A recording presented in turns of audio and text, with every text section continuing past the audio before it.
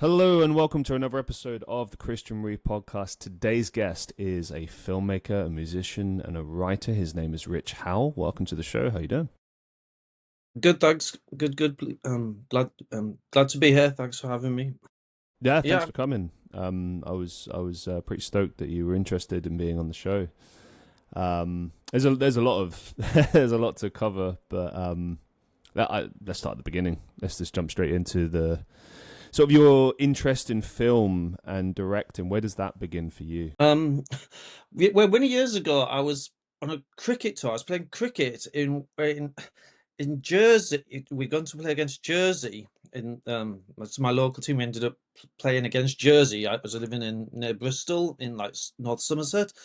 And then in there was JFK was like, not everyone had Sky Movies then, and the bed and breakfast we were all staying in had Sky Movies. I was about 13 or 14, and JFK started, which if you know JFK, it's a 3 hour long epic with many twists and turns and conspiracy theories, and it's probably the best edited film of the 1990s.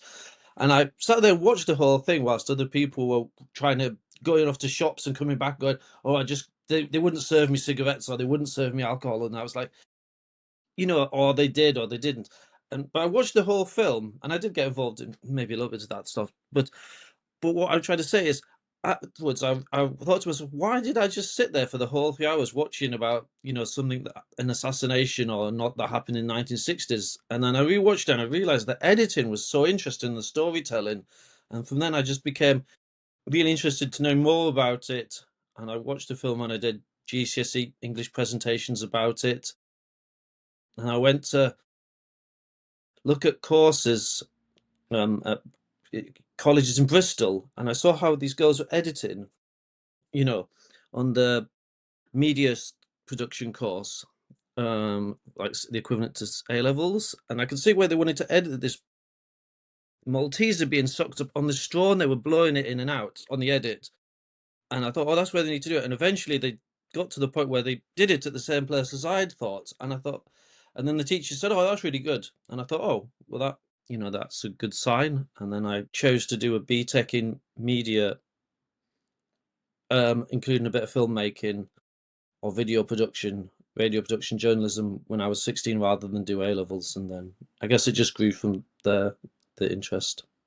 You mentioned that film was 3 hours. We're seeing a lot more films that are around the 3 hour mark. The big discussion on that kind of subject at the moment seems to be like, maybe that's far too long. If it's that long, make it a series. Like, what say you? What's the kind of ideal length for a film? Well, on one side of the coin, I saw a film last night that was like, the director described it as a tight 90 before he showed it, and then they did the Q&A.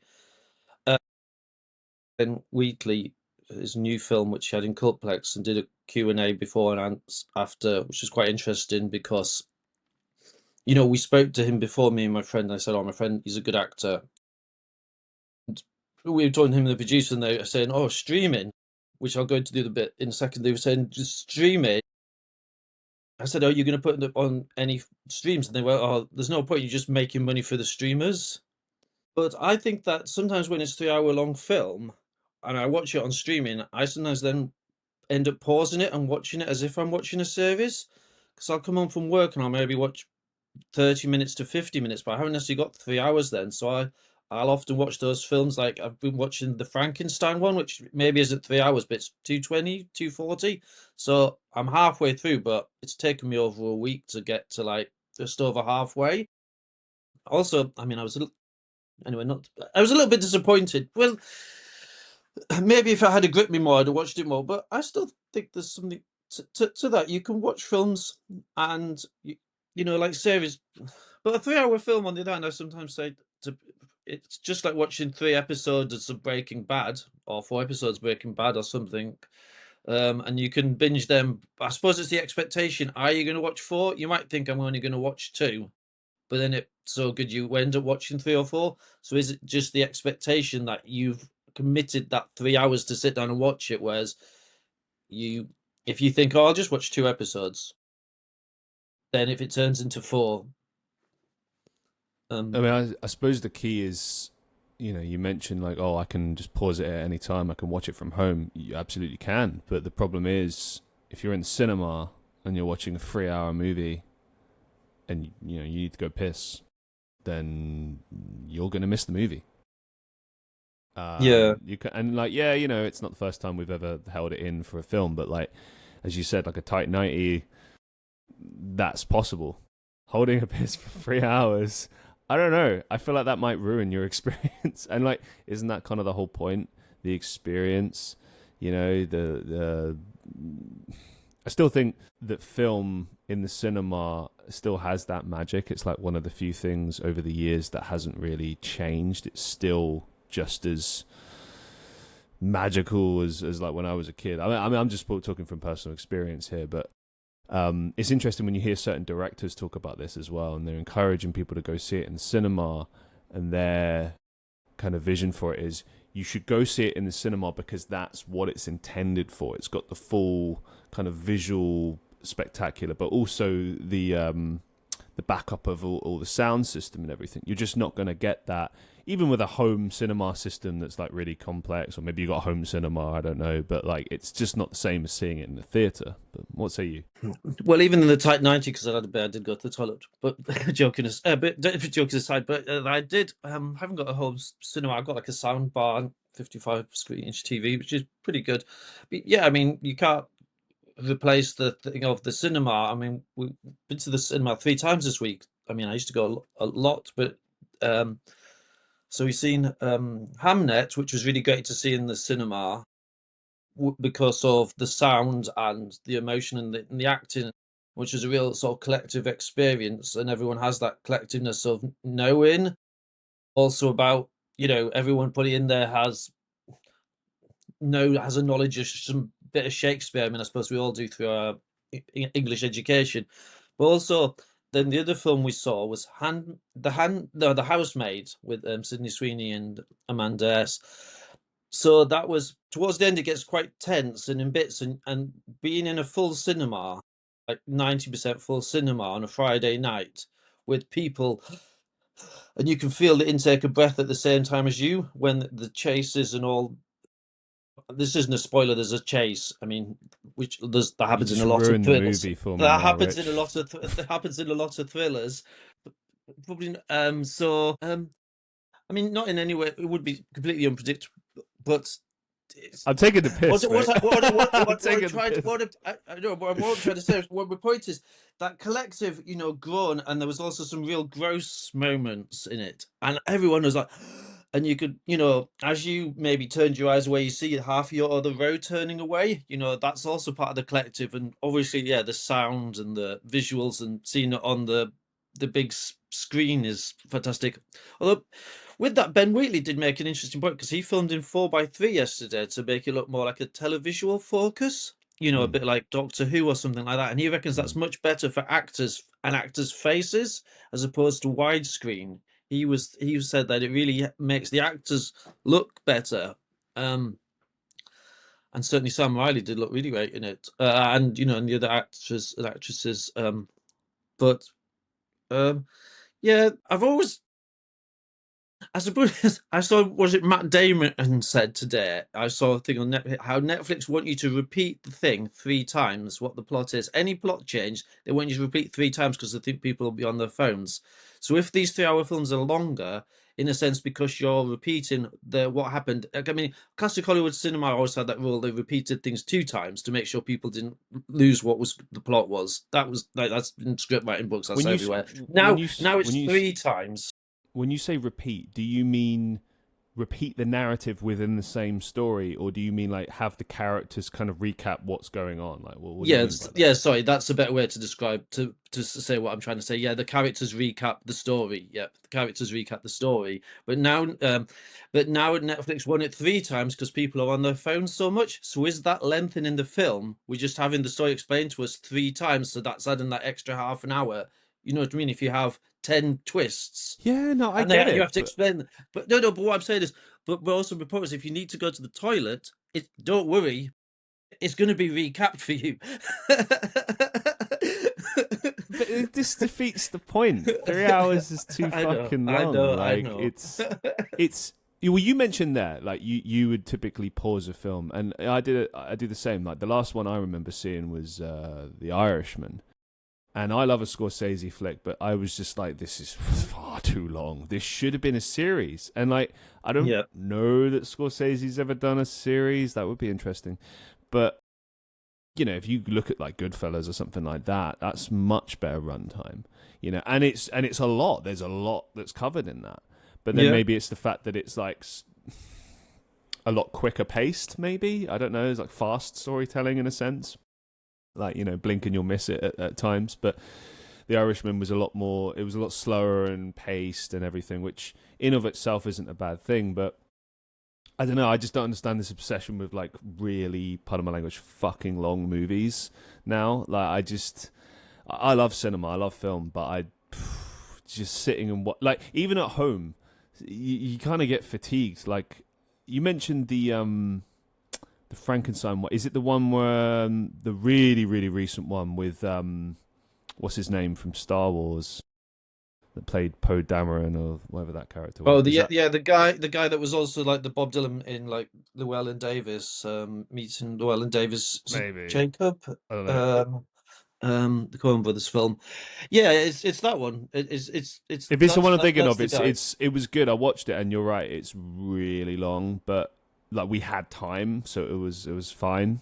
But I mean, I thought it was good. I mean, I counted. I looked on my and like, was it nearly 8 minutes before you see this monster, the Frankenstein, and then there's quite a long gap again before you next see the Frankenstein. well, it was not supposed to be so much about him. Maybe Was it's it? supposed to be It the was story of the creator, I suppose. Maybe, yeah. it's kind of both. It's interesting, like the way, like I've never seen. Apparently, it's closer to what the book was. Again, I don't know. I'm not an expert, so don't come at me. But I've never seen that telling. Normally, it's the perspective of Frankenstein's monster, which is the common misconception. People always like make this mistake. Frankenstein is the creator.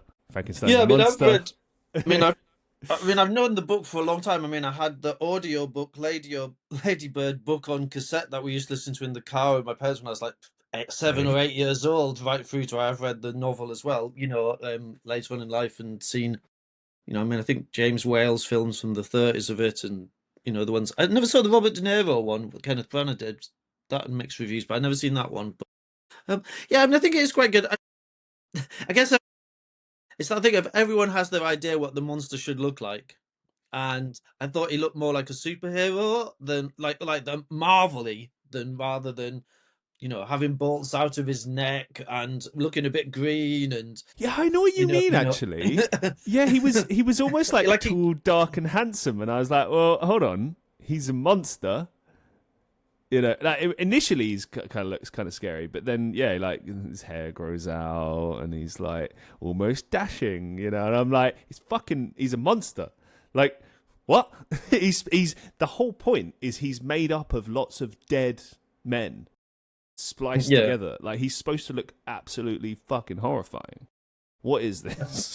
I mean, he looked more like the lead singer from a Scandinavian death metal band, you know, with the long hair and everything, you know, and the sort of you know, sort of chiseled and and then when he jumps onto did he jump? I think he jumped on top of the ship, and I was like, whoa, that's Yeah. like, you know, Marvel type of jumping. I mean, you know, Yeah, when he I mean, I thought actually, I in the know what book you he was mean. struggling When he to moves walk at the ship times, you know. out of that, like, I know it's like, oh, he's got super strength, but I'm like, you're right, he's a Marvel hero. It's like Iron Man or Captain America or some shit. Captain Frankenstein. Yeah, I mean, it's you know, open to interpretations. I guess, you know, that's good. But I was just a little, I was just you know, a bit surprised when that Well, kind of do you know what? happened. They left it open for a sequel, so there you go, Oh, Marvel. There's your sequel. Frankenstein to fucking, I point don't so know. fights the Avengers in space. I don't know. It's just anyway. Let's move things Frankenstein meets forward. Dracula. Yeah. That something like that would actually be cool. I don't know how you would go about that, but I I mean, mean, they must well, have been written about the same type of time. I mean, I'm not exactly sure when was it Shelley wrote it, but I mean, it must be about the same within 20 or 50 years of each the other. closest thing I've seen is probably Van Helsing. Hugh Oh, Jackman. yeah, yeah. I was the original source novels, but yeah. I mean, so they could be set in the same type of era and costumes. I was sort of thinking, Oh no, you know, I just meant more like crossover, like having lots of different, you know.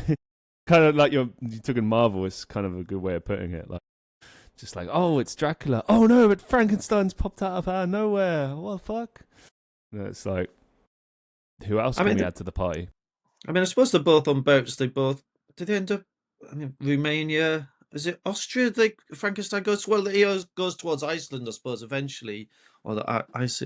Wait, I mean, maybe. I think it's supposed to be. I don't know.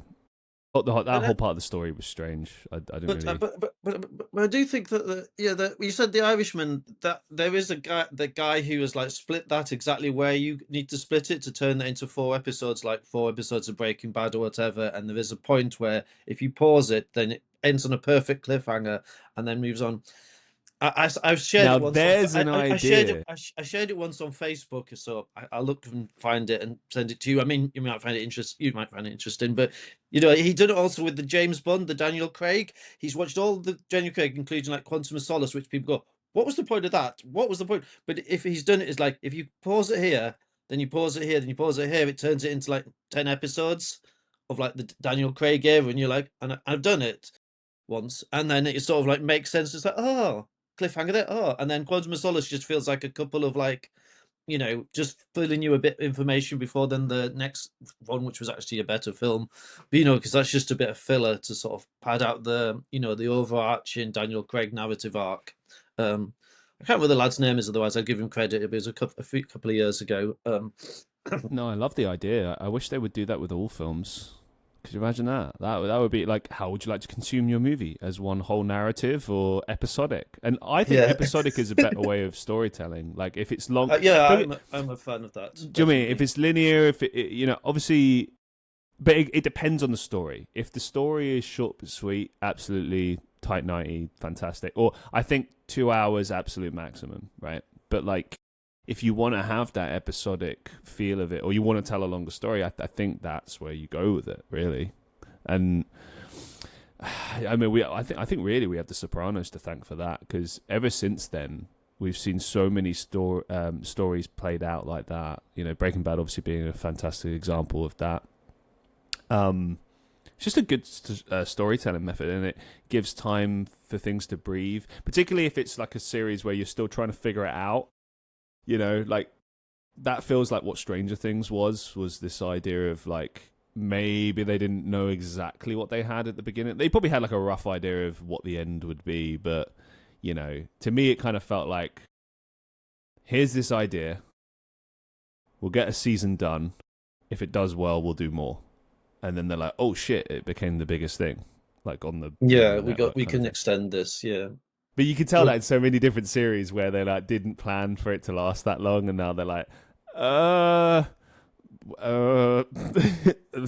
like that's to me, that's what, I'll never forgive them for this, but that's what Game of Thrones was for me. I was invested.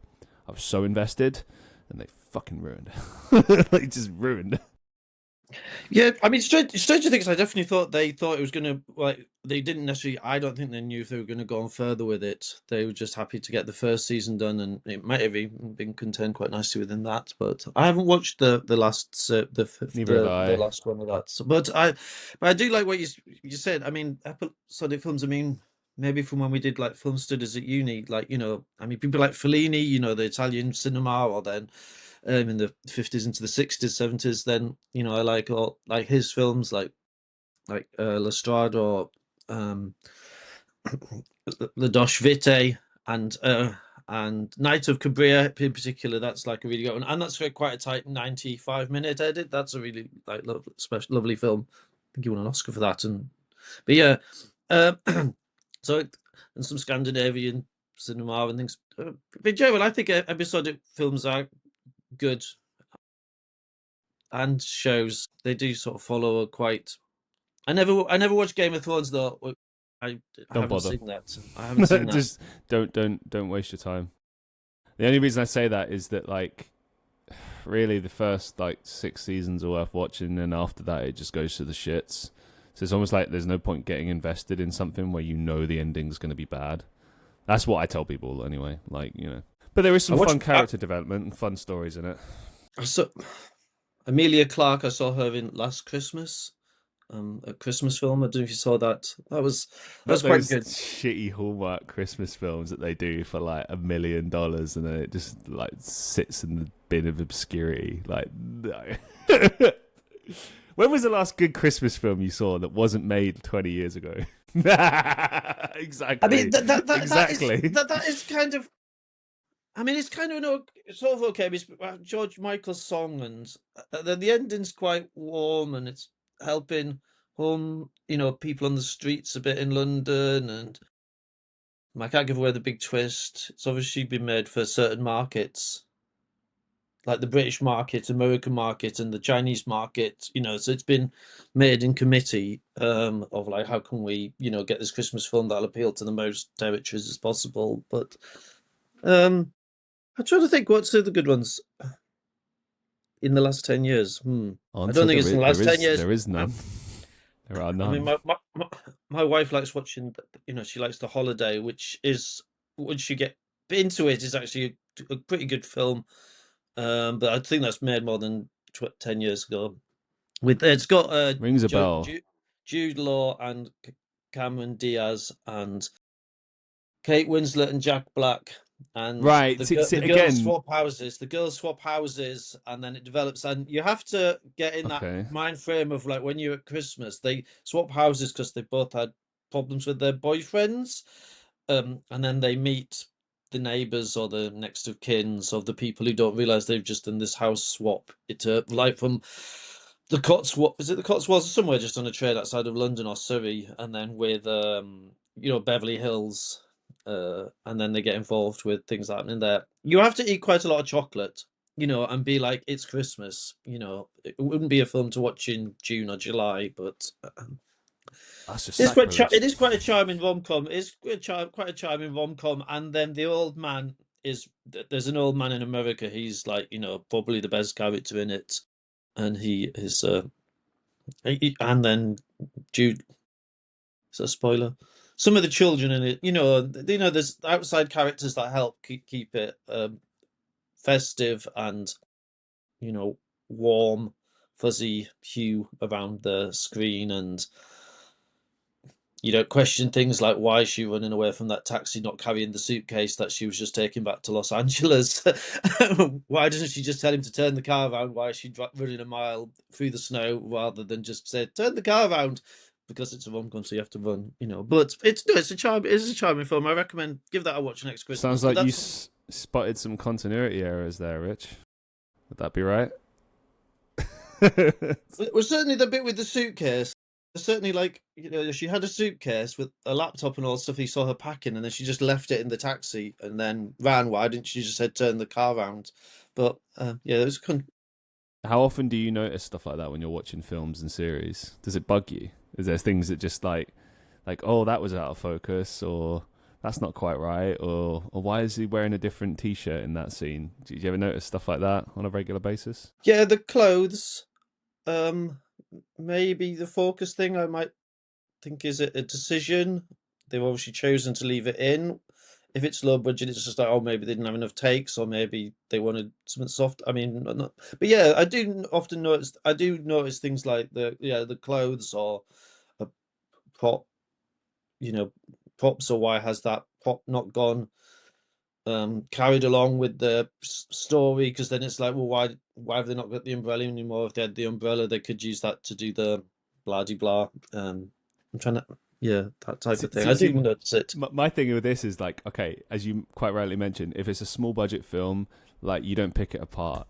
Do you know what I mean? Like, when I go to like short film festival things in like Manchester, for example, right? I'm not sitting there like pulling shit apart. Like, I think the only stuff I really kind of look at sometimes is some of the acting. I'm like, oof. Or if the narrative is ridiculous, you're like, okay, this is terrible, and that's going to happen every now and again. But like, you look at the background, like if it's students, you're like, okay, they're students, they're still learning, you know what I mean? But if it's like, this person has been a filmmaker for 10 years and then they produce something and like there's just, like amateur 101 shit that's in there that shouldn't be in there, like, you might judge it a little bit. But when it's like big budget production, $100 million, situation, and you see like a Starbucks coffee cup in the background of a medieval scene. It's like, Oh isn't it yeah. someone's job to Yeah, I was fucking? gonna say when it's someone's actual job, yeah, and there's the person on set doing that, yeah. It reminds me of I did a short film one time with a few mutual friends of ours, Giuseppe Abba and Dan McGee, and it wasn't their film. Like I think G was directing and doing cinematography.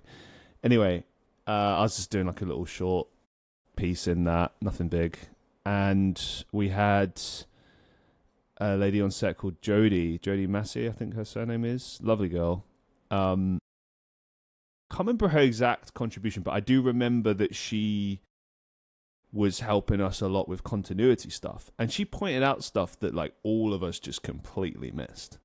And then it kind of, I remember thinking like, wow, like it is so important to have someone like that on set at all Yeah. times, to just be like, different t-shirt, change that.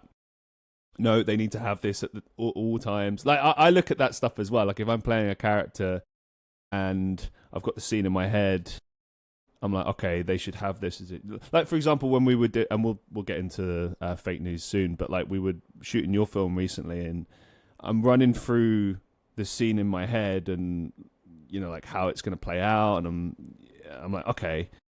So, and I think the big thing was him carrying this bag of money.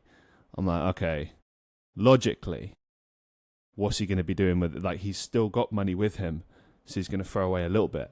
He's not going to throw away that, because originally it was give him the whole bag, and I'm like, why would you give away all this money you found? If the whole point is in the scene, it says he walks away with this big bag of money, but he's just thrown it away to this guy. It's like, what?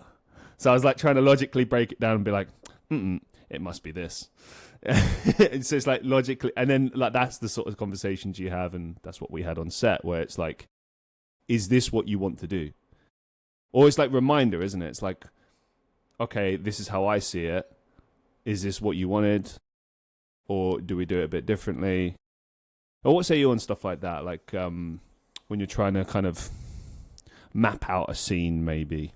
Yeah. Well, yeah, I think it's important to go through the details of the scene, and then with the continuity of, particularly as you say, with like a bag, how you're holding it. I mean, when we did some more filming this Wednesday, I sent the actors all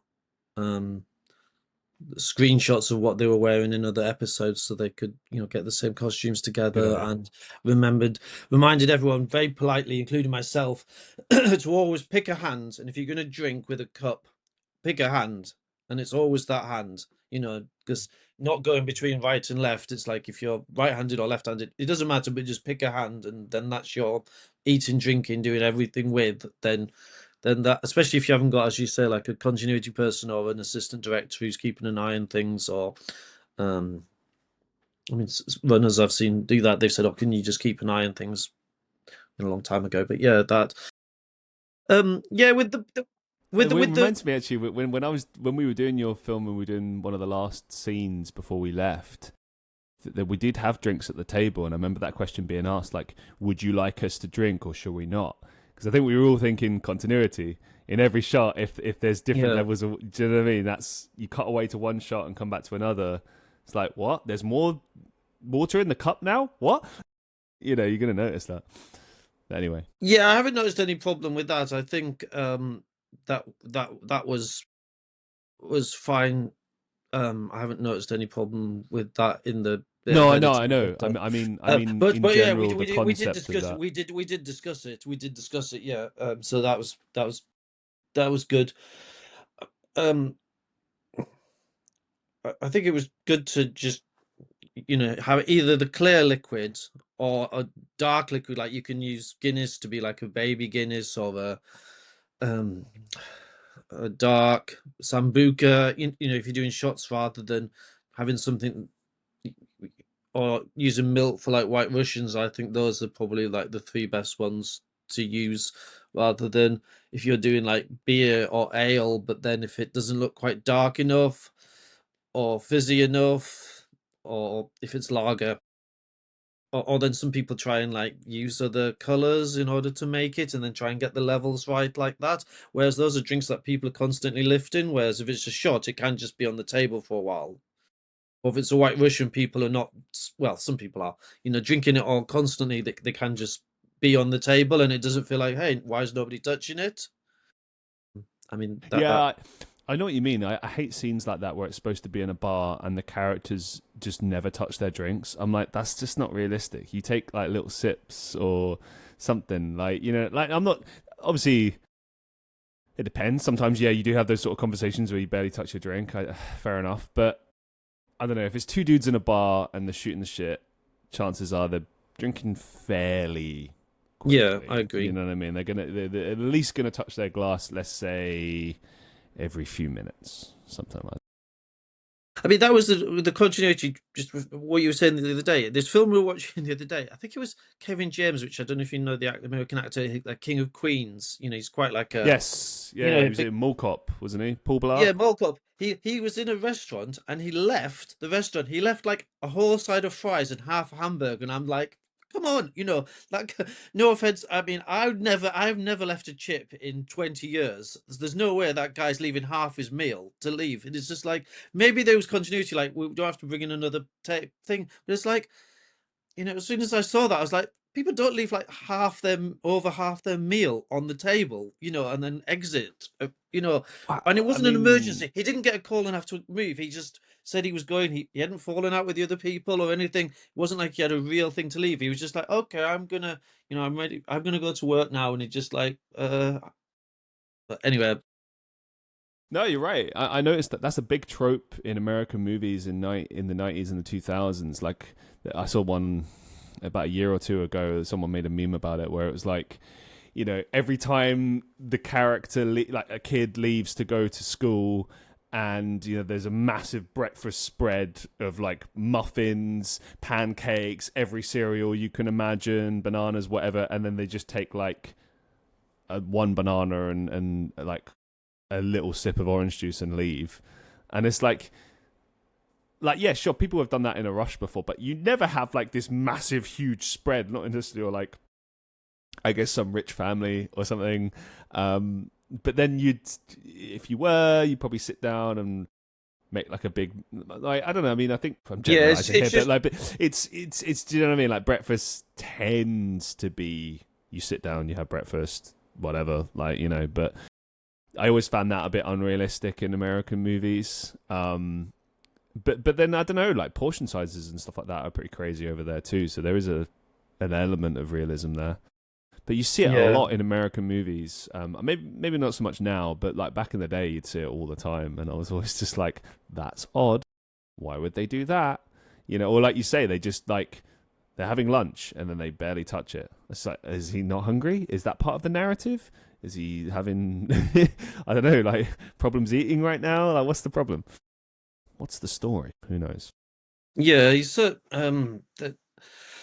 think the I think continuity's it's again that sort of when we're talking about the magic of being in the cinema, and then when it brings you out, and then you like, oh, and then you look along the line, and then there's all the glowing faces, and you're like, oh, right, I'm gonna get back in, but then sometimes you just notice those things, and it brings you out of that experience where you're connected to the screen, which I suppose that's what all filmmakers are wanting people to be locked in, following the story. But um it's it's part of the dream of the cinema. You're watching the TV, you're watching the screen, and you as the viewer, you decide you want to get sucked in, and you don't necessarily want these bits to bring you out, not unless it's for a good reason of reflection, just other than the pops and the budget department had way too much money to buy things of serial. Rather, you'd rather be hooked in of what's going to happen next. I do feel bad for like modern filmmakers in some sense, because they're trying to obviously push younger generations to stay in the cinema and experience it like how we experienced it growing up. But the difference is, we are just different generations, and the younger generations coming through now have terrible attention spans. They really do. They can't sit down and even watch like a video for longer than a few minutes, which is terrifying.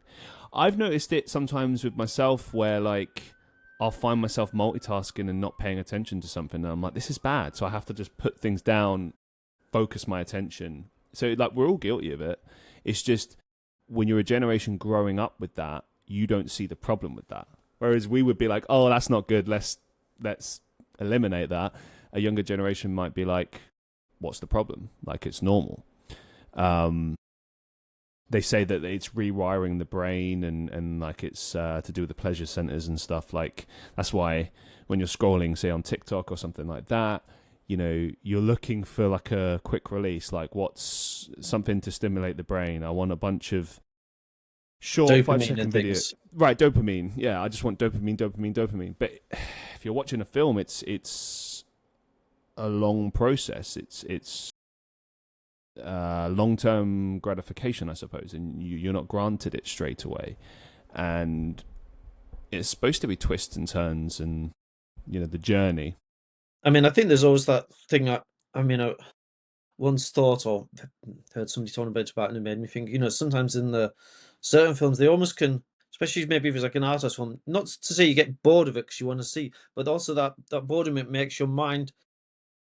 The boredom is very loosely I've said it, but you know, then it makes you consider other things. So then people say you have often your best ideas when you're bored, whereas young people, because your imagination kicks in, whereas a lot of young people, or was as well, you know, we pick up a phone rather than when we didn't have access, when there wasn't a phone, our brain would do something, you know, much more, you know, like, why don't you like something less boring instead? You know, it would make up a little poem or a story, or oh, I'll do this doodle, or you know, it would make something in there. So when you're watching a film that's long, well, not long, it could even just be normal 90 minutes, then if you are watching something that in somewhere is about philosophy or social change, or has something about something, you can then start going on your own little thought pattern about related to yourself or society with the characters, and that's interesting. But you have to kind of be a bit locked in or a bit meditating it, whereas which is what's good about the cinema, because you know, you can't go on your phone or you can't pause it. So that is part of the journey, and if there is like a little lull, then you know, you might get an interesting or creative idea or reflect on it somewhere in some way as you're watching it. But it is, I mean, in terms of watching a film, sometimes when I'm at home, in order to stop doing that, I might sit and I might do this. So I've got a bass guitar, so I don't need to even look at the notes. I know where they are, and just like, but this is stopping me moving. I'm not getting up. I'm not picking up a phone, but it's like a prop, almost just sat here. And then if I decide to play along with the soundtrack, I might do or not. But it would, you know, it keeps you sort of locked and rooted and off your phone. I don't do that all the time. By no means, I don't want to give that impression, but I have done that before, just as an as an interesting way to. I suppose that then to just contradict me saying, you know, you're only focused on that if you say that, but not too much. But I think though that with whether or not the you know, I mean, it's a bit like they were saying about Matt Damon was saying, oh, you're having to like retell the story all these times.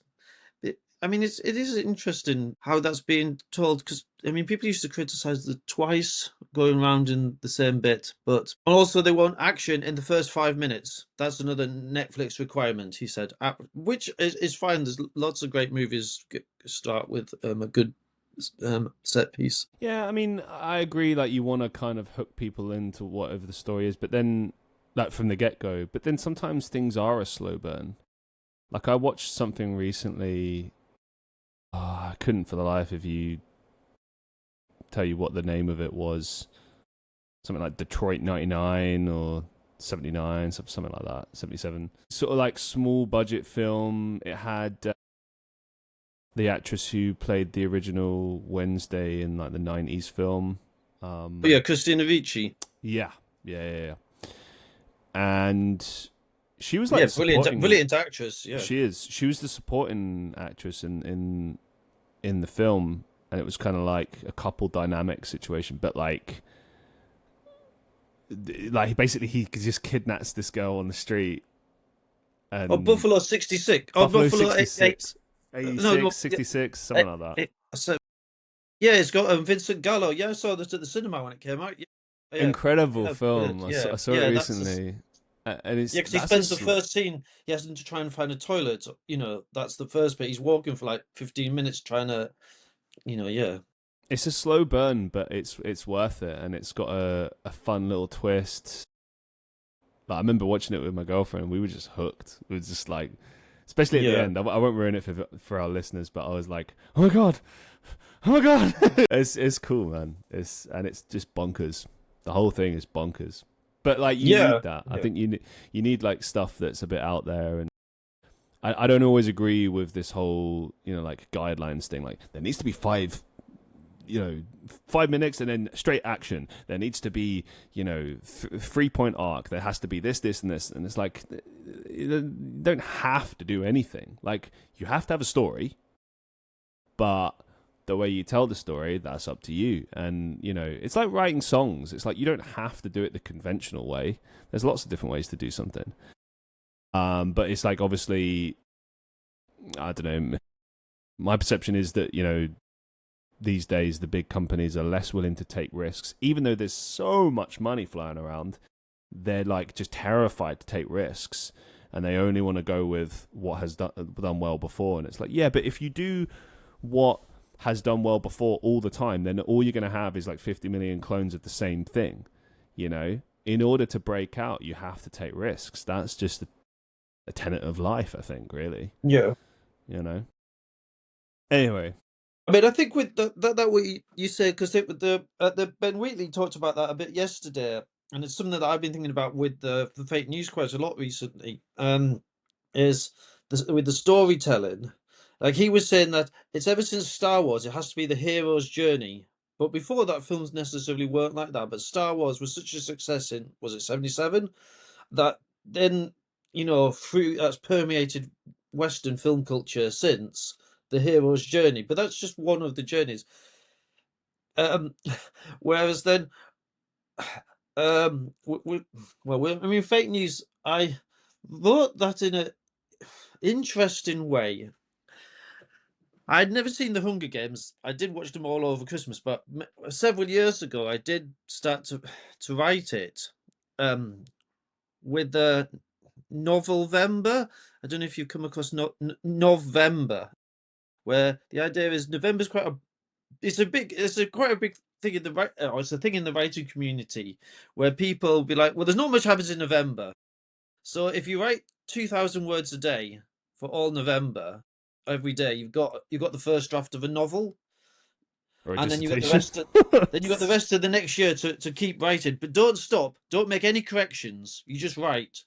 You don't delete a word. If you make a spelling mistake, just write it and then go on. And then people would be meeting up in groups. It kind of, was it out of lockdown or was it before lockdown?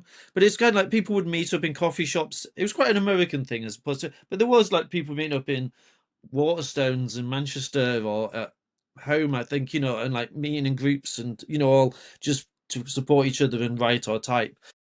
So I typed it, I did a lot of it typed into the notes on my phone. I didn't manage to write 2,000 words a day, but I got at least 500 or 1,000 each day, and then it became like a novel. And I'd seen the Hunger. I don't know if I should be. Yeah, the Hunger Games. It had like character introduction, insight and incident. Turning point that they cannot go back to their real lives. Another force enters. Things. The darkness just got darker. Or then, there is a hope, or there's a twist.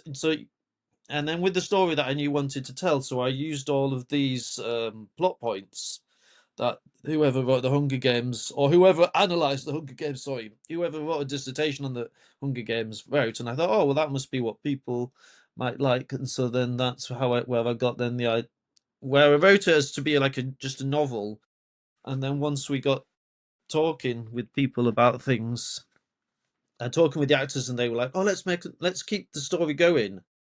That then I looked into that to find more scenes from the longer unpublished, but one day I hope I will plan to, get into the point where it might be like a novella self-publish it one day.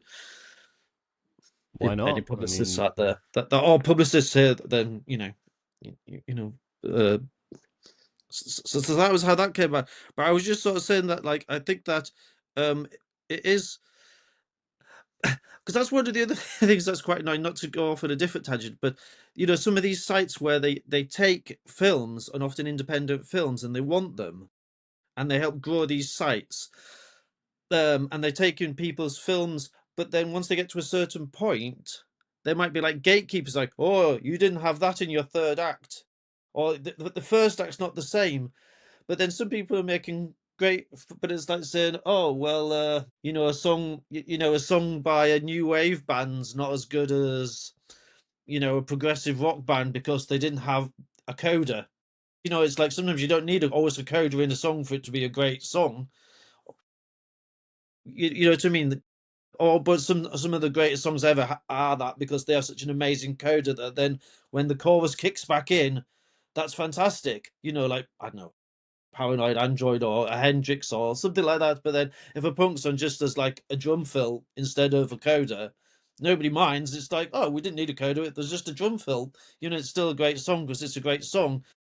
But within films, it sometimes makes me think, oh, well, someone's like, oh, well, you didn't have that in the first act, so then I'm not going to watch the second. Like, somebody's like a curator of like long, be like, well, you didn't in your first 10 minutes have the incited incident, or we don't know where the hero's journey is going to go now, so we better we'll say that that's not you haven't filled that, tick that box. So whereas you say if they'd have done that in Buffalo 66, it's a long time since I've seen it, but I'm sure if they'd have looked at that and gone, oh, you haven't got that tick in that place, then you wouldn't, it's a slow burn. Yeah, I mean, you could Does say that that make about some of the sense? greatest films ever made. Like, I just, what makes a good film is a good story, simply put. Yeah. But I know what you mean. Like, sometimes I see some of these like short film festivals, or not even like festivals, but like film events. Like a shout out to the Film Vault in Manchester. I love that. Yeah. Whenever that comes up, I try to come down every once in a while. And every now and again, Yeah, good guys. Yeah, great guys. right. Yeah. So people present like short films, which is fine. Some people take the piss with the length of that, like what justifies a short film. But some people literally just come in and bring a feature fucking film. A feature film. It's a short film night.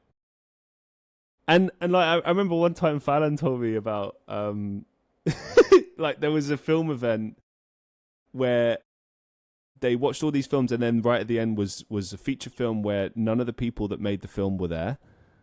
So I don't know, I would have just been like, let's just not watch it then. But they watched it all. Was that the Russian film? I don't know, but apparently it was the shits, and everyone, because like obviously it's like a networking event as well. So people. I mean, like the shit's good or the shit's bad? Shit. No. It's the shits, not the shit. It's the shits. No, that's what I just like drizzling shits. That's what I just wanted to clarify. Yeah. Okay. Right. Yeah. Yeah. So like again, I wasn't there, but I got told this secondhand information that apparently they watched the film, it was the shits, and then when the lights come on, and everyone's like normally has a chat, everyone was just in silence, and they just got up and left. Like it was that bad. It was just like, let's just go. Yeah, I wonder if I was maybe at that one. I think it was very tough subject matter as well. Oh, is Very it? tough subject matter. Well, I mean, it's possible it was a different one because I've seen Fallon at 2 or 3, probably 3 actually, events been there at the same time as her. Yeah, I think it was quite disturbing. Well, but it was also told extreme. Oh, it was very slow as well and overlong, not very well edited. Well, I mean, it could have been edited. I mean, I don't think there was any editing. It was like, there's one bit, here's the next bit, here's the next. The worst one I've ever seen, and I don't care. I'm just gonna name drop it. Fuck it. G will agree with me. I think I might have mentioned this on the episode I had with him. Maybe not. I think it might have been before then. There was a film that we saw. I use that word loosely as well. Film. So basically, like I dubbed it B-roll the movie because it was 10 minutes of just various shots of this tall, brooding sound engineer just staring off into the distance. And not even showing him like doing the sound engineering really. Occasionally you might see him with a tablet like or talking to someone, but most of it was just him like looking off into the distance, kind of staring, looking back at his console, looking forward again. 10 minutes of that. And then it ends. And it was called Nothing Happens. And I was like, thanks for the biggest waste of 10 minutes of my entire life. What the fuck was that? What was that? What was the narrative? Was there a soundtrack? Was that the no? It was no. It was lots of like maybe the background of like whatever events they were playing. That was it.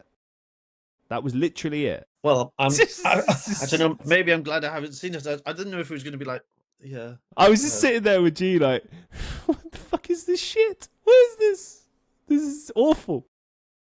Because don't get me wrong, I love something arty-farty where you're trying to do something different, right? Like, if you'd have done that and it was like, I don't know, 3 minutes, maybe, but then I don't know, because then it's still the same premise. There's like, yeah, I know the point is nothing happens, but if it's a comment on fly on the wall kind of vibes of, inside the mind of a sound engineer, I can tell you I give you a better idea. I've done sound engineering myself. Like it's not it. I don't know what it was trying to. What the see, that's the thing. I think a film should always at least give you an inkling of what the point is supposed to be. Even if it's like a mind fuck like Donnie Darko, you at least get like an idea. Yeah, fantastic film. Yeah, right. Brilliant. You watch it second, third, fourth time, and now you get it more. Right, but I watched like that, and I was like, that was just a waste of time. Like, what was the point? What was the message? What was the story? I mean, I'm trying to think with it, because when we get submissions for Kino, sometimes we have the things with on Film Freeway where people can write give director's statements, and and sometimes people can mention that they want well, not often. It has been mentioned. It has been mentioned that they want to maybe make the audience a little bit bored. As part of like, that's what they're trying to attempting to show how. See, if you would do that though, guess what? I'm going to get up and go for another drink, or I'm going to use your film as a toilet break. Like, that's the reality of that. I mean, I suppose that then has to be a little bit of context. I mean, I'm trying to think. I mean, there was one where there was a woman that was sort of, was she locked or was she not locked in a room, and she could or could not escape, and the only way she could communicate was with a man on a telephone. And so was it deliberately like she was waiting for this telephone to ring for a long time, but then in the end, and then this guy was talking to her and he was telling her to stay in there and do things, and then at the end of the film, and you were like, is she kidnapped? Is she in a mental hospital? Is she imprisoned? Has he kidnapped her? Are they playing some sort of S&M game that it's not completely clear? We're only reading the subtitles because it's Italian. I mean, it was quite well done, and the actress really gave a really gutsy performance. Starts with us on a headstand, doing a headstand, and then but then in the end you find that the phone's not even plugged in. That's the last bit of the shot. The phone wasn't connected in, so is it all just going in on her head? Okay. And so actually, it gives you a conclusion. I mean, it was quite interesting, but there was like a long bit in the middle where like she's just waiting for this phone to ring. So it is that like, she's waiting for this call, and so you're having to wait quite a long time with her to wait to see if she's going to get this call. But then maybe she never got the call anyway because the plug wasn't plugged in, and then the only person you see is like a guy who brings a tray and puts it down and leaves, and you're like, is this a prison? Is this a mental hospital? We don't know. Or is he her captor? But they did right. They intended for it to be a bit bored. I mean, in my own filmmaking terms, the only time I've had to direct something like that was like I made a film called Show Around Lapland Mushroom. Which I don't know if I sent you the link or not. Where we go around Lapland. You dubbed it as a documentary music video, which I don't think I've ever seen the two together. I didn't quite understand how you could pull that off. So it's a documentary music video. Explain yourself. Well, we kept. My wife's from Lapland, Finland. So we go there like every summer in August. So I've probably been there, I don't know, like 15 or 16 times in the summer. And we started to go looking for mushrooms.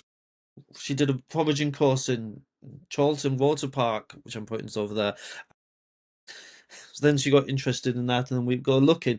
But one of the things, so the music bit, not losing the point, the music video, I got music made by, or I have a friend who does, or her friend, he's not my friend, he does a lot of DJing and reissuing electronica music he lives in London and DJs in London a bit around he works as well. And so he recommended some electronic music made by people from Rovaniemi and Lapland.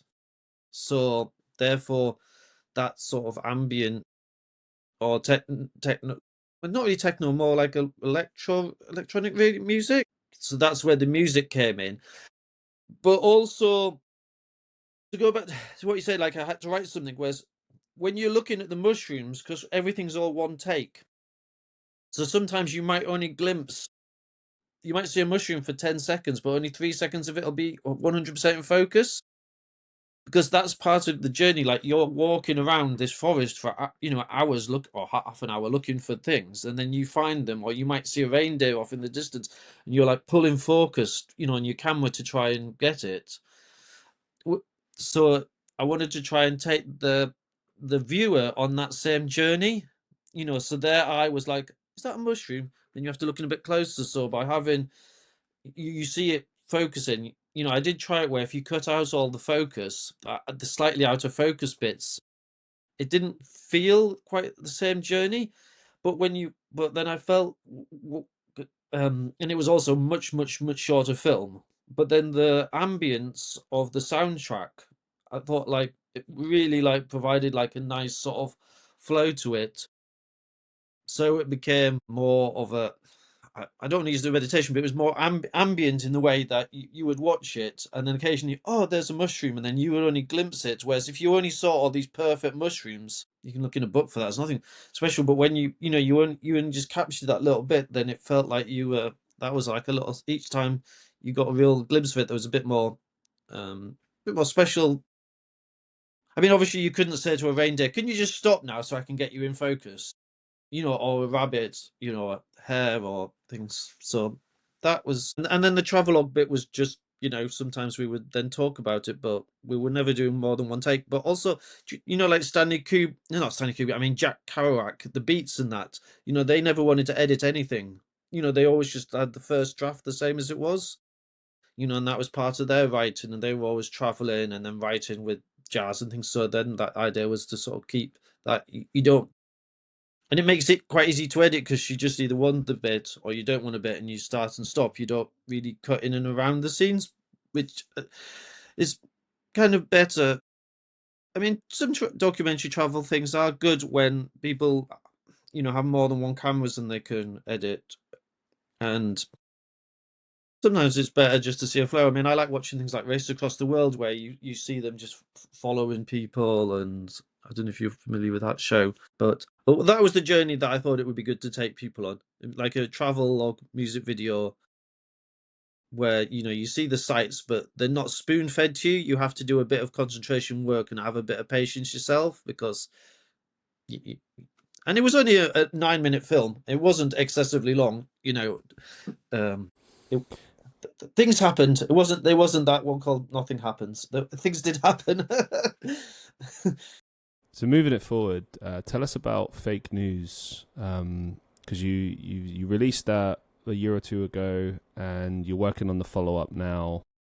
So where did the inspiration come for these films? What is this story? Tell us about fake news. Well, with the novel November that I started to think I wanted to write something, and two of my bestest of friends passed away a few years ago. Sorry to hear Like that. there was like a group of us who were all friends, and then some people passed away, and then so I was started off writing about like things about those guys and different bits, and then was remembering that someone some someone always used to talk about, oh, we could just do a bank robbery. We could do a bank robbery. Oh yeah, of course you could. That time when we almost had that car accident. because I didn't realize there was a filter light, and then turned away, and then you just start imagining, well, what if? I mean, we never even came even close to really debating it. I mean, the person used to debate, used to after 5 pints, used to bring it up. Oh, reckon we can do a bank robbery, and everyone's just shut up. But then just your imagination goes, oh, well, what if? And then so that's where the writing idea came from. So, but the first I mean, the original bit of fake news was, I like the idea of just the characters waking up in the story, and I like to try and tell stories where there's like different characters' journeys bit over the same period of time. So the first fake news with Brandon and Lauren in that, I guess that's the Wednesday going into the Thursday, and then the fake news that we were filming in. So I think that the bit that you were acting in, that's the Friday. Okay, so this is over.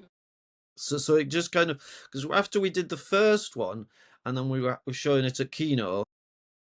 I mean, in terms of influences in filmmaking terms, could go into that in a second.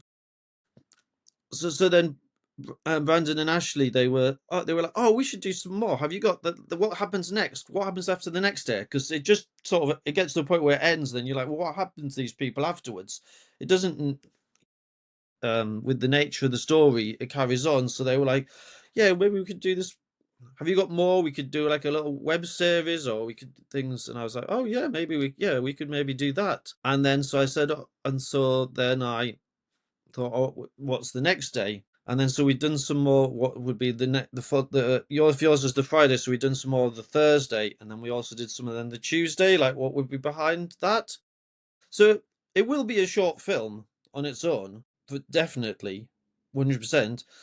And then, assuming everyone's happy, which I don't know why people wouldn't be. I mean, it's all good exposure for everyone. But then maybe we could, because especially with edits, I've got a new editing program, and so you can now just with 3 clicks of a button and changing one or two things in a memory, make it go vertical as well.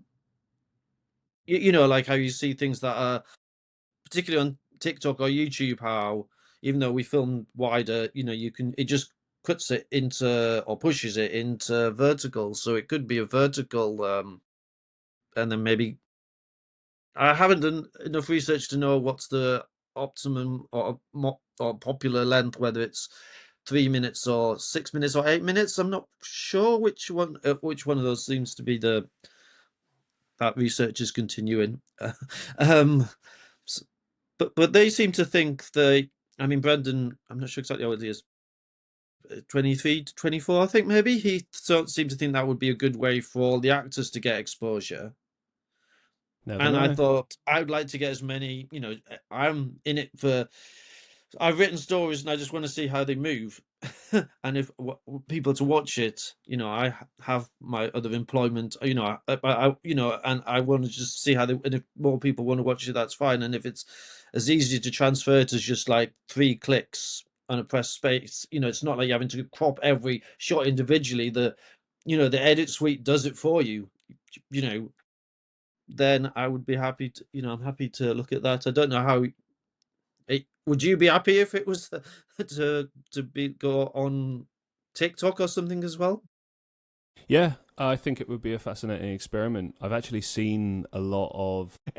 So I saw a series recently, just like it's fucking awful, but everyone in the comments agrees that it's fantastic. It's basically like the film equivalent of trash TV. Like it's I don't know. It's something to do with like a CEO who went to prison for 6 years for a woman he just met. Like, it's just such a stupid story. It's one of those, like, it's almost like a soap opera vibe. Like, they're like forcing you to sign up so that you can see the big reveal. And it is actually a full length film, but they put like loads of these clips on TikTok as well to promote it, right? So it's like part 37, part 38. But when I say you get hooked, like, you get hooked. I'm ashamed to say I was hooked. I was like, I want to see the end, damn it. Give me the fucking ending. Like, And I can't put my finger on why it was good. I think it was just because it's absurd, it's silly, but it does have a narrative and it's fun. And I don't think everything has to be like super serious to be good. Good is a matter of perspective. But the acting was decent as well. Like it wasn't like some of the people were a bit like, but like some of them were like really, really good. Like, and you could tell like that's the thing as well. Like any project I go into, I always approach it like really seriously. I don't care what the project is, even if the people aren't taking it seriously. It's like I will approach it that way, even if it's comedic. I'm like going into it with, well, I will do what is required of me in this role, but I'm not going to half-ass this. Like I treat every single thing like it's, Yeah, no, I mean, Academy Award-winning film or serious something. about it, Yeah, I mean, I'm serious and fun about it and comic about it. But yeah, I'm like, yeah, I you know what I'm you. saying? I agree with it's you. Like you get a lot more out of it when people are professional on set and they're really going for it. But like you can't necessarily predict how something's going to be when like received. if everyone's turned up and they've learnt their lines or they've they bought the costumes or if they want to be present rather than yeah, absolutely. I mean, every instance is different. Like, for instance, on your film, there was a lot of room for improvisation, which is something I'm very used to. I'm very used to, like, ad-libbing things. I've ad-libbed entire scripts before. Like, it's, it happens sometimes. But, like, the way I look at it is, like, professional wrestling. Like, as long as you have a rough cliff notes of where the scene is going, what we're trying to achieve with the scene, you can kind of lean into that and feel for things. Sometimes I deviate from a script if I feel something should go somewhere, or I'll throw something in. And because the worst that will happen is the director just says, cut, don't say that. And you're like, okay. And you just do the scene again. Right? Yeah, I agree. Yeah. Do you know what I mean? Yeah, I agree. I'm always thinking ahead to like editing, like, oh, well, now they've got this shot, they've got this, they can work with this. You know what I mean? It's not to be like deliberately messing with the shot, but like I do think you should lean into, if you're an actor, you should lean into what feels right with what you're doing. Like, obviously pay close attention to what you're being told from the director, but don't feel afraid to throw things in there. Throw what feels natural, because the more natural it is, the better the acting will be, in my opinion. No, yeah.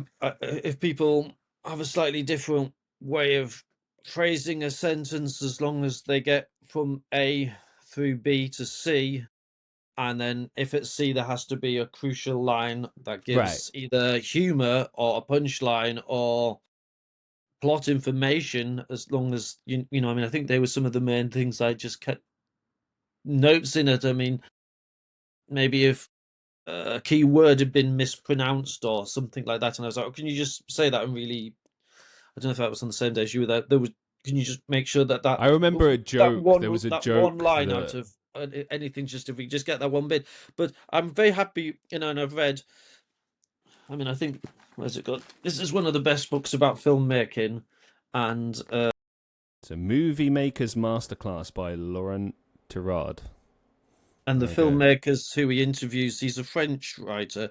Woody Allen, Pedro Almodovar, Bertolucci, Tim Burton, John Borman, the Coen brothers, Cronenberg, Godard, Jeanette, who famously did Amelie, Kinoto, Scorsese, Stone, Von Trier.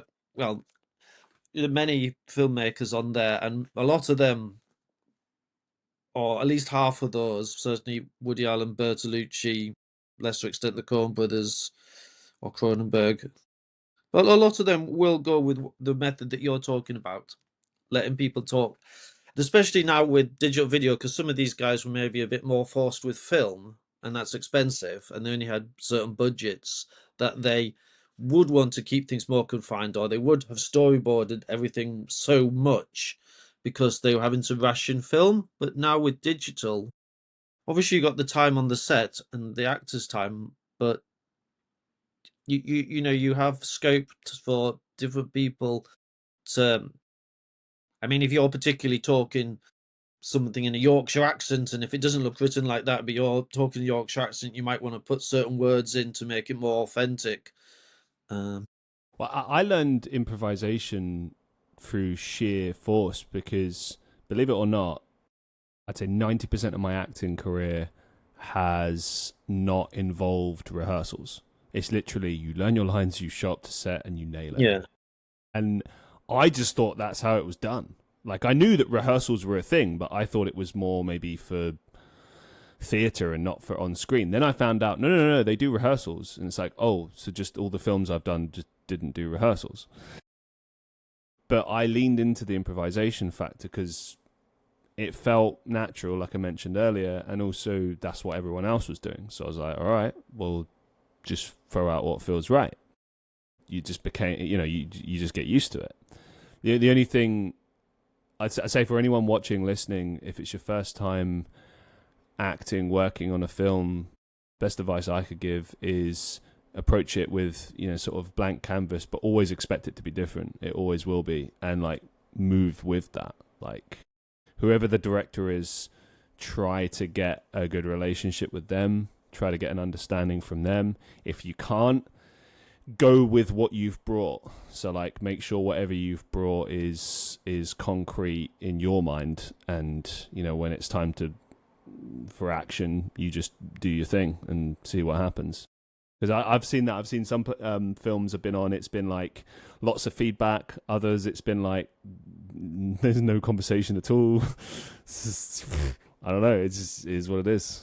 It's the nature of the beast. I think that this would be, if you have got longer lines to learn than just one line, if you've got a little bit more of a speech, make sure you try and learn that or be off books, just because then you've got way more time to do things or to block it, because often the actor's blocking can be better than what the director has, but he needs to have something in the first place in mind, even if it's just you three sit at the table and that character's going to be in between the two because they have a triangle of tension between them. But then you might say, oh, you can stand up. But then if everyone's waiting for somebody else to learn their lines, that's when then the improvisation can get slow. Whereas if you know them, then it's easy to improvise. Once you know how you're going to get from A to B to C to D, then you can go via the letter K to then come back to it. I mean, it's unacceptable to not know your lines. It's okay to fuck up a few lines and not like if you've got a lot of dialogue, it's going to happen. And like you said, you can block things, you can do reshoots, like it's not the end of the world. But when it's just like you didn't learn your lines, it's like, come on. Because this is what I mean with the whole wrestling thing. If you know where the scene's going, like when I read a script and I read like a scene, like I'll read through the whole scene and I'll know the beats, I'll know where we're going. So like if it's fresh in your mind, even if you forget your line, you can kind of figure out like, oh, I need to say this or roughly this. Yeah. You get back on track. That's the key. I think people get too caught up on like, I need to learn the lines verbatim, and that's what maybe more what I agree with, maybe possibly what I could have said is, rather than not learnt the lines, haven't read the script, you know what I mean, or haven't really studied. Oh no, not studied sounds a strong word, but no, I think that's fair. As you would say, like study, but you know what's going on. Happens in the scene. Whereas you may be able to parrot your lines, but if you don't know what the other person's lines two in front of yours is going to be, and how that changes the rest of the scene. But I mean, maybe those are marker points as well. So you need to know who you're talking to and what they're saying, so that you know when your next lines come in and the beats and the break, like how long of a gap is there supposed to be? Do I walk away for a minute, contemplate, come back, talk? Is there a long awkward pause? I don't know. Sometimes even if it doesn't say that in the script, it's like, as I said before, you feel it naturally, so you go, okay, now I say this, or maybe I say it in this way, this inflection, this tone, like all these different things. Like I think people forget sometimes, more so when you're coming up, when you're learning. Like obviously we're always learning, but when you're first doing it, when you're first acting, I think there's a lot of just pressure and maybe apprehension about just getting it right. And it's like, don't focus so much on getting it right. Try to focus on becoming this character and feeling the lines, feeling what's going on in the situation. And trying things. That's one thing I read or I heard in Judith Weston's book. So she was talks about say, oh, let's try this. Because it's not maths. It's not like 2 + 2. The answer. It's like if you give everyone permission to try, including the cameraman, it could be as well. Let's try this. Then it kind of takes the pressure off and makes it more fun. But just like you were saying, if like somebody who's coming up would be, then I've got to get this exactly right, then you could in your own home think that's exactly how it's going to be, but then if the director decides he's only going to shoot it in a wide shot and you're doing a really close up thing, or the other actor decides and the director agrees with him that you're going to stand much further apart than you think, what you maybe first picked up then could be different. But in our case, I think it happens. I did a film with Harry Patterson, and yeah, he directed it, and I had envisioned that my character would kind of pace a little bit and have long pauses and then say his lines here and there. And there was an element of truth to that, but actually what he wanted was a fixed shot, because this is how he wanted to do it. He wanted to kind of box it like that.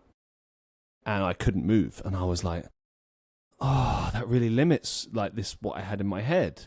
So I had to rethink it on the spot, but I was like, okay, I can't move, but I said to him, can I use my hands? And he was like, yes. And I was like, I have freedom of movement with that. Not too much, but just like, and you'll notice in the film, like at one point, I kind of used the hand solo thing of, you know what I mean? Because people forget, like, your hands, your body, it's all a prop. You can use any of it, you know? Yeah, I use my like, hands. Yeah, it's like, this is condescending. And my character happened to be a powerful villain, so it would be expected that he would be arrogant and condescending and kind of talking down and trying to incite fear and stuff. And that was the whole point, was to build him up as a force, as an imposing force, and then to have that absolutely destroyed when the hero comes in and thrown into question and everything, you know. Right. And Harry did a really good job of pacing that so that you get that feeling. But it was a real test for me as an actor to not move. It made me think, I'm learning something new here. Like focusing more on just being still and making these emotions work, as opposed to just maybe cheating a little bit with movement. But there you go. So yeah, look forward to seeing that film. Yeah, what was it called? It was just like a concept called, what did he call it? Medieval Superman, I think he called it. And, yeah, I think maybe he did mention that to me. yeah, when we first did the first fake news. It was good stuff. Yeah, because that had a bit of the concept. Because I've been watching quite a lot of like the Finnish filmmaker Aki Kaurismäki films, because I quite liked how he timestamps his films in a way by having someone will turn on a radio and in fallen leaves.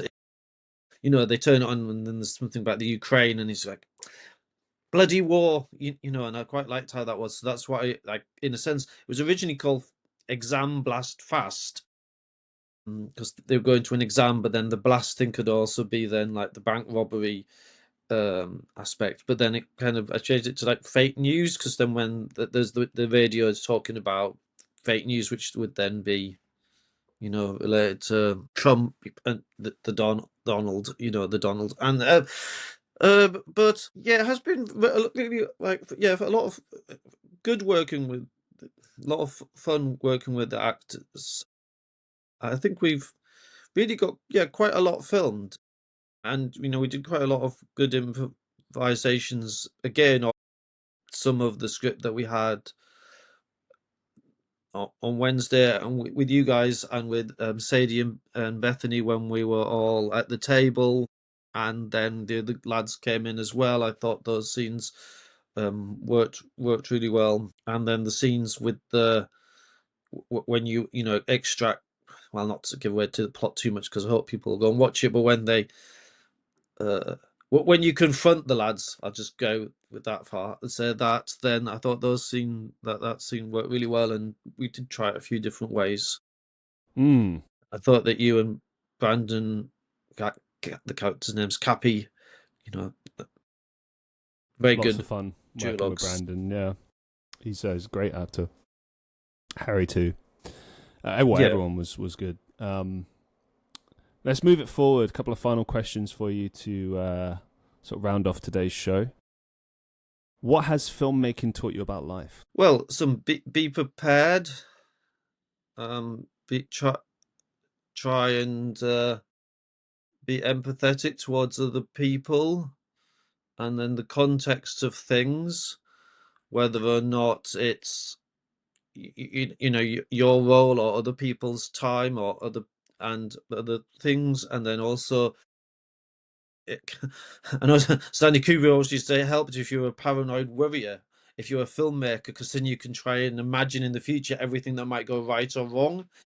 Then you can make a list of, oh yeah, remember to remember gaffer tape, remember this. I mean, some things might seem, when you're doing a lot of it all by yourself, like I haven't got an assistant director that I work with, I haven't got a continuity person like we talked about earlier. There's me doing the directing and producing and writing and casting, and then there's Jay doing sound, Dino doing sound, and Artie and Patrick previously on the first film, doing the and I did the sound on the first film as well as act, because one of the actors dropped out in the day. That's how I got involved in acting. So be prepared, because I had done a little bit of acting, the odd line here and there. Although many years ago I did a film with the guy Jonathan Pye. Have you ever seen Yeah. Jonathan Pye? I did a film with him. We were in the same halls of residence at uni together, Oh, and small world. so when he was on the drama course at Man Met, and I was doing the television course, and our friend Craig did a film and changed the actors all on the day, and he said, "No, I think you'd be good." I was just filming it. I was filming it, although we blocked it together, so we guess it was co-directing credit. That was the first thing I did, and that was inspired by the Dogma films, that came out, like the Lars von Trier and the Festen by Thomas Vinterberg and people like that, when you had this list of rules where you're going to film something, and but everyone always broke at least a couple of them, and that was using like a video camera from the storeroom at uni, and so we filmed that, and so he said, "Oh, just act," and then I always remember I thought, well, how would my friend Greg Parks say it? So I just said it exactly how my friend Greg Parks would say the scene, because that, and then everyone seemed to, that was, how would he have tried. There was a good person pointing a gun at me, and I remember seeing at school someone had a basketball and he was going to throw it at his head from very short distance, and he talked him out of it. He just turned it back on himself, and he was like, "Oh, I bet you think you're so clever, with throwing the basketball. What are you doing? Why is this happening? Why is this going on?" And then he talked the person around. So I did the same thing with the gun, and everyone seemed to really like it. And then, so I thought, oh, maybe you could do a little bit of acting, but I didn't plan to on this. It was just somebody dropped out as I was getting in the car to drive there, and I was like, well, I'm not cancelling the whole shoot and everything just because of that. And Harry he was doing sound, so then he jumped from sound to the main acting. He was going to do sound, and then he was going to be the part that then I was, which then became a little bit longer, my part, because the girl Lauren, who I first was acting with on the first one, she was a great actress. She is part of the youth. She runs like the youth development for children and youths at the Lowry. So then the improvised scene got a bit longer, and then so I guess, but people always say, there's that saying, isn't there? You get the cast you're supposed to have when it starts. That's the cast you're supposed to have. I mean, whether people say it for coincidence or luck or to make everyone feel like connected and solidified, that's how it was supposed to be. Because I had a tiny doubt about the guy, because his messages were very, very short. Like, I've asked him a question, he never gave more than a three words reply, which I thought was strange. And then when he wasn't able to do it, then I was like, okay, then, well, that's fine. So maybe this is how it was meant to be. Well, maybe I was meant to be maybe I was meant to be in it, and maybe Harry was in it, and him and Brandon they became firm friends really quickly and had a great chemistry. And actually Henry looked a lot more like one of my friends that died. Actually, he looks quite he's quite a lot taller, but he looked quite a bit like him, actually. And he looked quite different in person, Harry, when I met him in person to what is the pictures he sent me with his his acting photos. He looked different because his hair was looked different when you saw him in person to how it had been staged.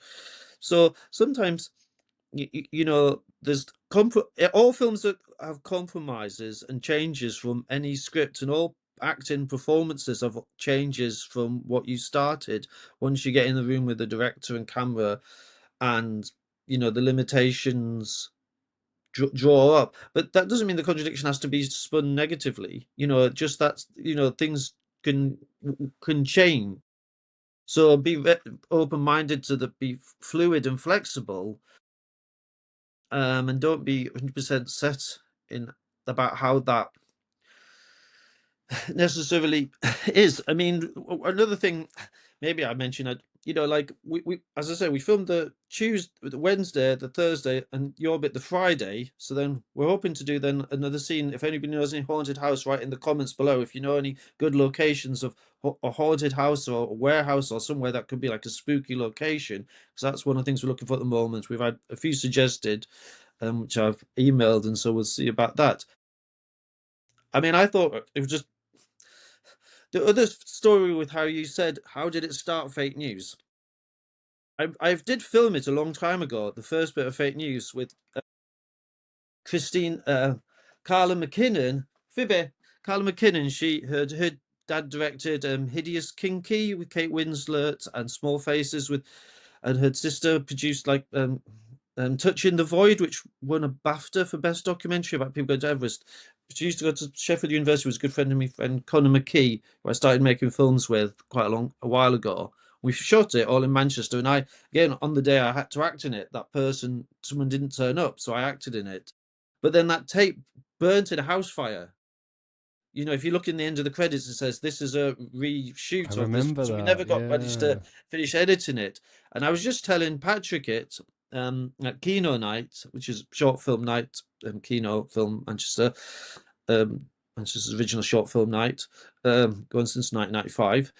I haven't been involved all that time, obviously, but then he said, "Oh, well, we should reshoot it." And so we thought, "Oh yeah, we'll reshoot it."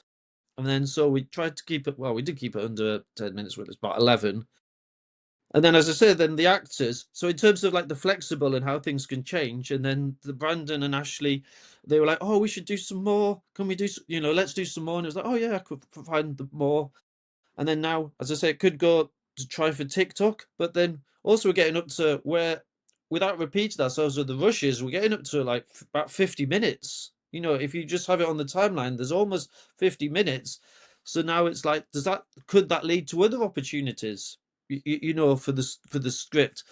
I know my friend said to me the other day. He said, "Well, you've got enough now. You could send this off as a pilot. You could either Maybe. show it open."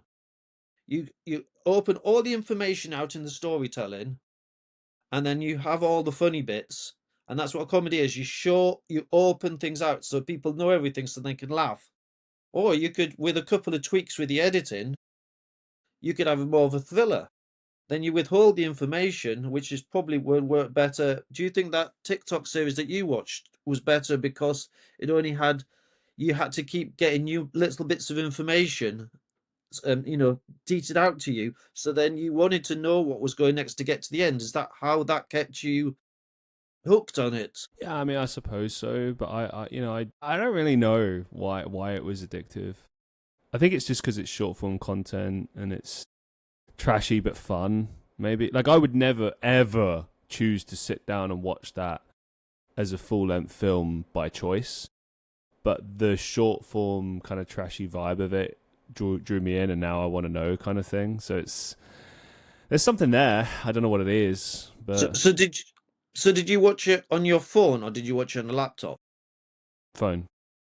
Right. So started watching it and then you just kept watching it, whereas you feel it was more unlikely that you would have, if you had all these options of films in front of you, Yeah, you would have never, clicked on never, it. never. But like a lot of people in the comments were saying the same thing, like, "Oh, I saw all these clips, got hooked, and then went out my way to watch it." And it's like I can understand why. Okay, yeah, because there's some sites people have been someone saying to me about, well, oh well, if you know had the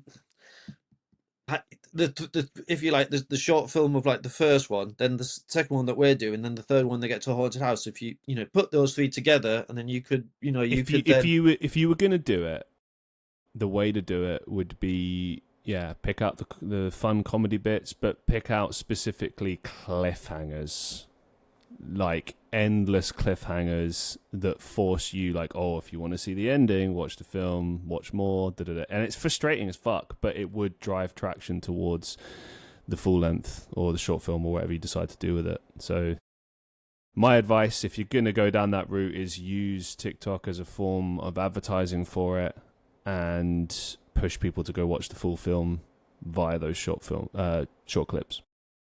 I mean, yeah, I mean, I suppose as an actor, you'd be okay if it was. I mean, it's definitely going to be a short version. Well, I mean, I already agreed to be in the film, so how you choose to use it now is up to you. So, Yeah. do you know what I mean? But obviously, I I'm mean, not going to say no to that. It's more advertising. Like, fuck yeah. If you're asking me, would I want to be in more films? Yes. okay, If that's yeah, the question. But yeah, man, I'm always looking for new films. yeah. I mean, My listeners know this.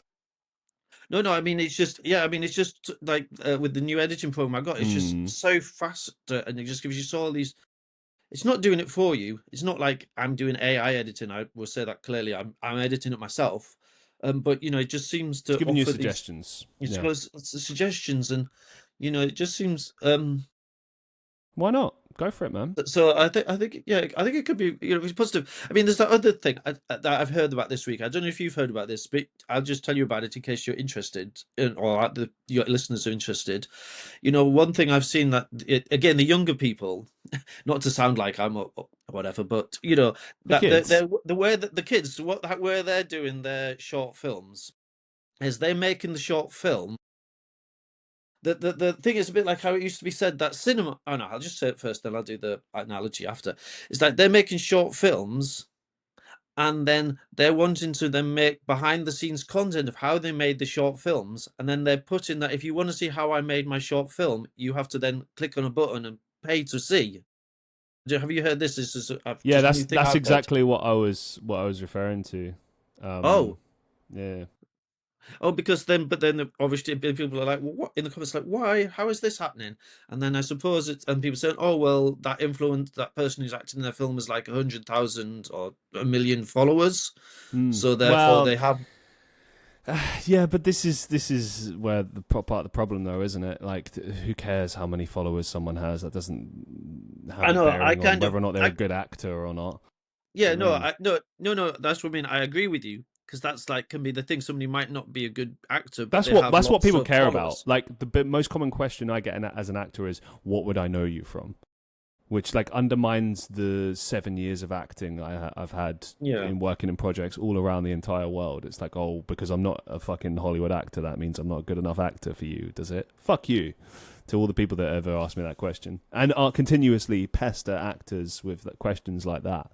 Like, if you ask a question like that, you don't understand what acting is and what the discipline is. And like, even the people at the very top, like, you ever wonder why, I don't know, De Niro still fucking does movies at this age? It's not to pay for his private jets or whatever. It's because he loves acting Yeah. and Exactly. performance and making a story. That's Yeah. why we all Exactly. bothered to do this in the first place. Yeah. I mean, that's what I kind. Yeah. That's what I was sort of saying. I mean, it's the analogy of like cinemas. They showed films to sell popcorn. You made a short film, and then to show the behind the scene, then to show this behind the scene things to try and do some, the other thing. But I suppose some. But I mean, there are plenty Often of the people. popcorn's more expensive than the fucking ticket. It's Yeah, crazy. 6.99 the other day. Well, I paid yesterday on Friday night for a small pop, or the smallest medium, of course, popcorn. Jesus. And the ticket was £6 with a scheme through, some companies get cheaper tickets because they have affiliation. Anyway, so the £6 was the ticket.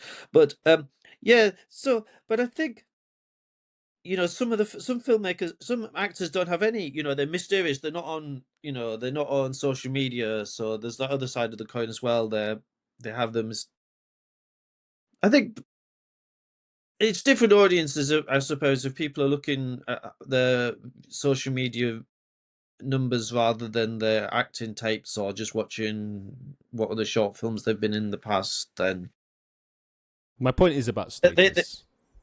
People won't bother to check you out unless you're famous, have a huge social media following, or have been in noteworthy series or films. Like if you don't have any of the above, people just assume you're terrible because the machine is not behind you. That's what society is like. Well, that's what I thought, that if this was long enough that it does stand as long, because that's another thing that I've heard people say is like if they look at IMDb and they're looking at an actor and they've only done short films, but then if they say, oh, they're in a feature, they're like, oh, they've been cast in a feature, Sure, whatever the feature is, somebody thought that, so but that I don't know, can man. help a little bit.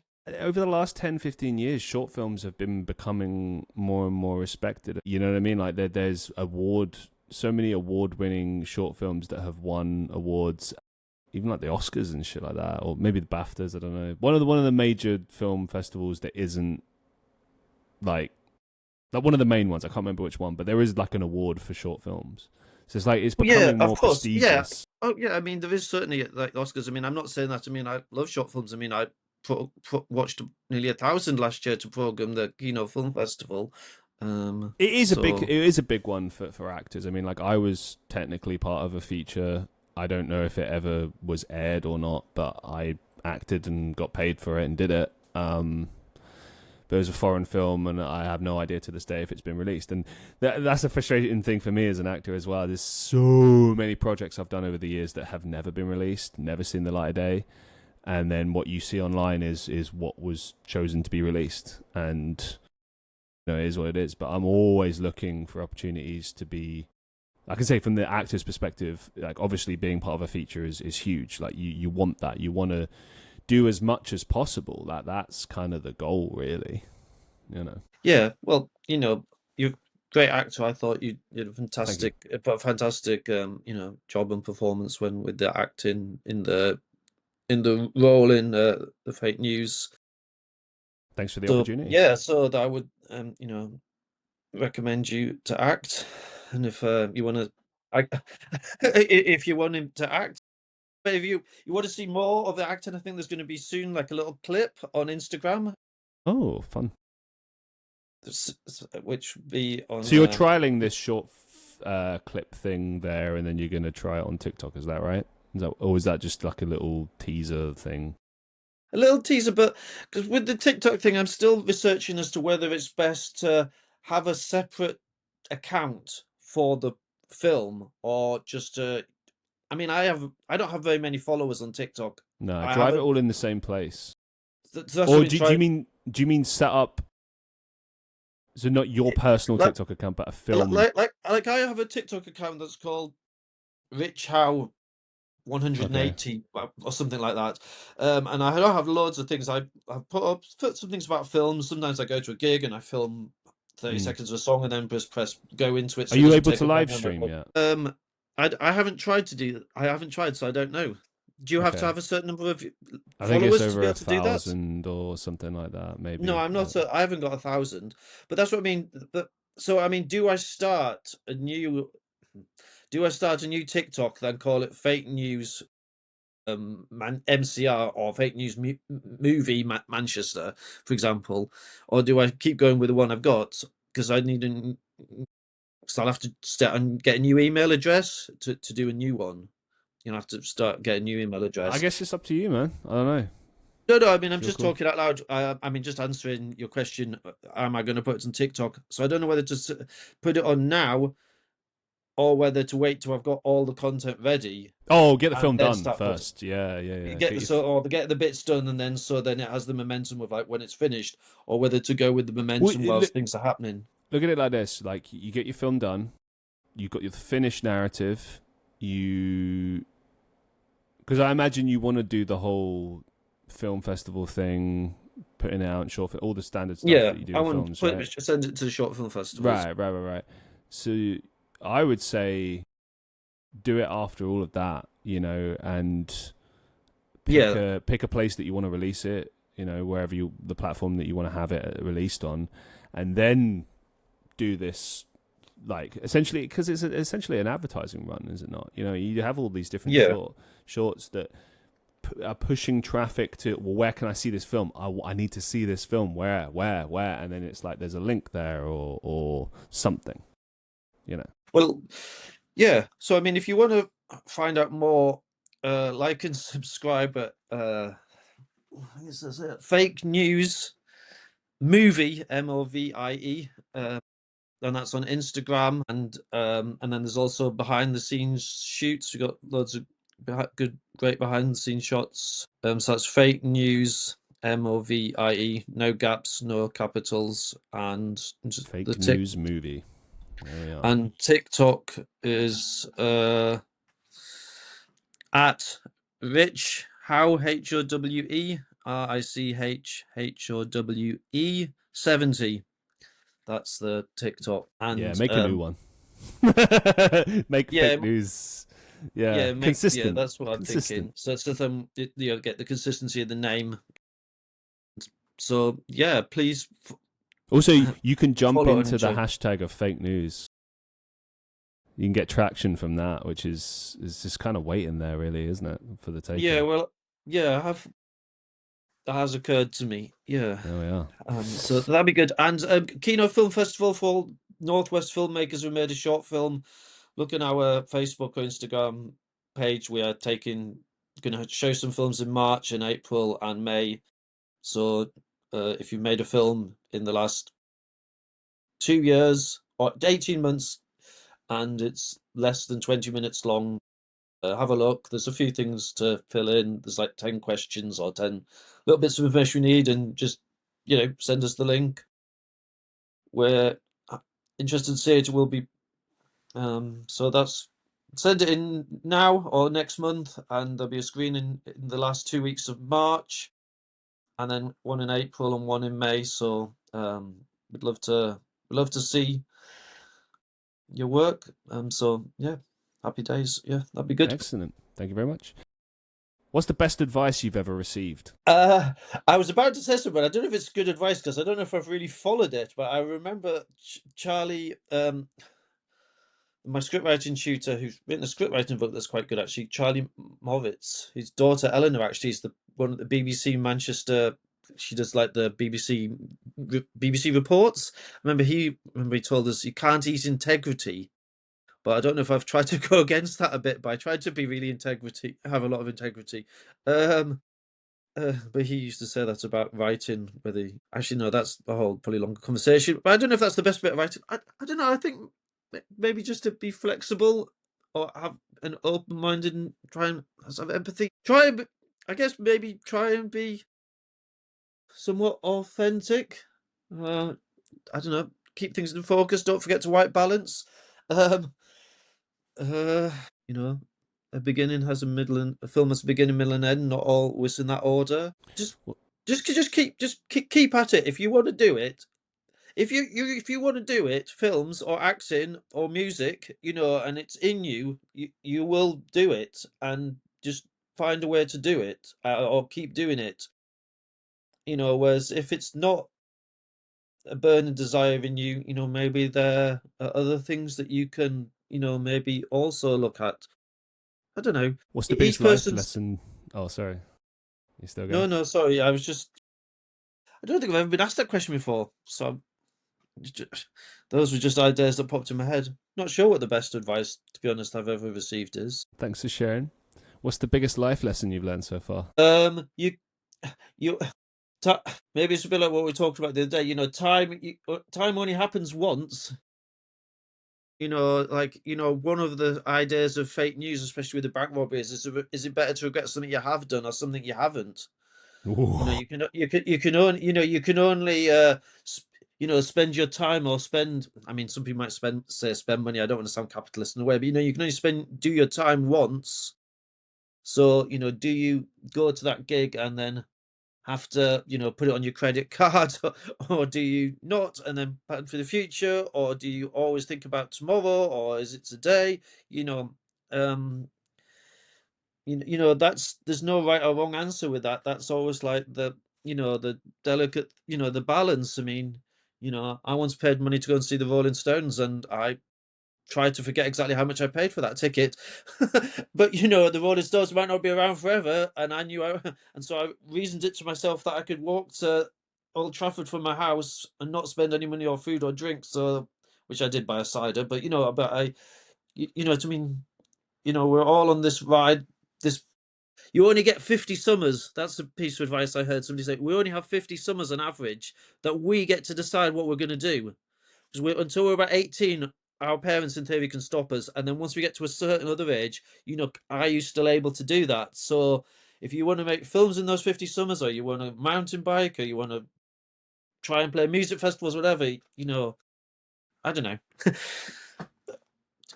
Do what feels good and try and not harm anybody else or harm anybody else's feelings in that time. And, try and be positive and try and help people on the way and be encouraging to people and, be nice. I know in other countries, when I go abroad, people think the word nice is a lot better. Whereas here, I think sometimes when people say nice, they think, oh, nice. But when you go to like Scandinavia somewhere and they go, oh, that's nice, I don't know if it's the translation way they've learned it, but I think they think it's like a lot better way to be. Nice, that's a good thing. As whereas maybe over here we're all a little bit too like hustly or a bit like, well, not hustly, but you know what I mean? It's like, oh, people are a bit down on that idea. But I think people can do good things with encouraging and helping other people, and it doesn't always have to be like rat race or that type of thing. So, but yeah, try and enjoy your time on this planet and, enjoy it maybe with other people or on your own, get involved, get involved in whatever you're interested in. Some food for Tell thought there. stories. Tell stories. Thank you very much for sharing. Final question for you. Do you have any upcoming projects or final thoughts that you'd like to share with our listeners? Well, there's the fake news, which we discussed in the different edits. Then there is when we're in Finland, we do some filming. So I did some filming. So there's a documentary thing at the moment just called Finland Trees. It's about how in the winter, well, with climate change in Finland, how there's been a bit less. The seasons have moved forward a bit, so the more trees have died out in the summer a bit, which has affected like reindeers and grazing and affected some of the nature. So it's a travel documentary about carbon neutrality, which is a little bit, about carbon. Finland aims to be the first Western country to be carbon neutral by 2035. Whether that's going to be possible or not, but it's a good. So that's editing that and a little on as well. And Space Noodle, if you make electric music open mic night in Chorlton, Tuesdays, the fourth Tuesday of the month, I run that. It's free to play. There's no money involved. It's just a night. You can bring along your synths and your groove boxes or backing tracks that you made in GarageBand and press play and stand there and sing like Kate Bush or or bring your Apex Twin or your Air or or your techno. Space Noodle MCR on Instagram. You can find us there. DM if you want to interested in playing. I know you do open mic nights. Maybe because I like playing blues and stuff as well. Maybe I'll come along to that. Do you do it in the Grand Central? No, Or is it Granby? I don't. Shakespeare. I don't go there anymore. Haven't gone in a long time. I thought you were doing an open mic night. I listened to a podcast Yeah, I where you used were to. talking. I used to. Sorry. I listened to a podcast like last week where you were talking with another lad about doing an open mic night. Lots changed. So sorry. Lots of things have changed. Let's just put it that way. Sorry, I didn't mean to. Sorry. No, that's fine. Yeah. The question was bound to come up. I used to do it with Kaisha, and it was a great experience. I'm still very good friends with her to this day. We're actually working on something that I can't talk about. But yeah, it was good experience with her. But yeah, that place, negative, bad vibes, unfortunately. Lots of people have the same story. I've never actually spoken about it publicly here. I think one time I was asked in a live stream about it, and I just told the truth. Yeah, it's a very toxic place, and full story was like I stopped. I stopped hanging out there a long time before, because it was just bad vibes. You know, like some of the people working there, the people running it and stuff, just created a very like negative environment. So you just didn't really want to go there.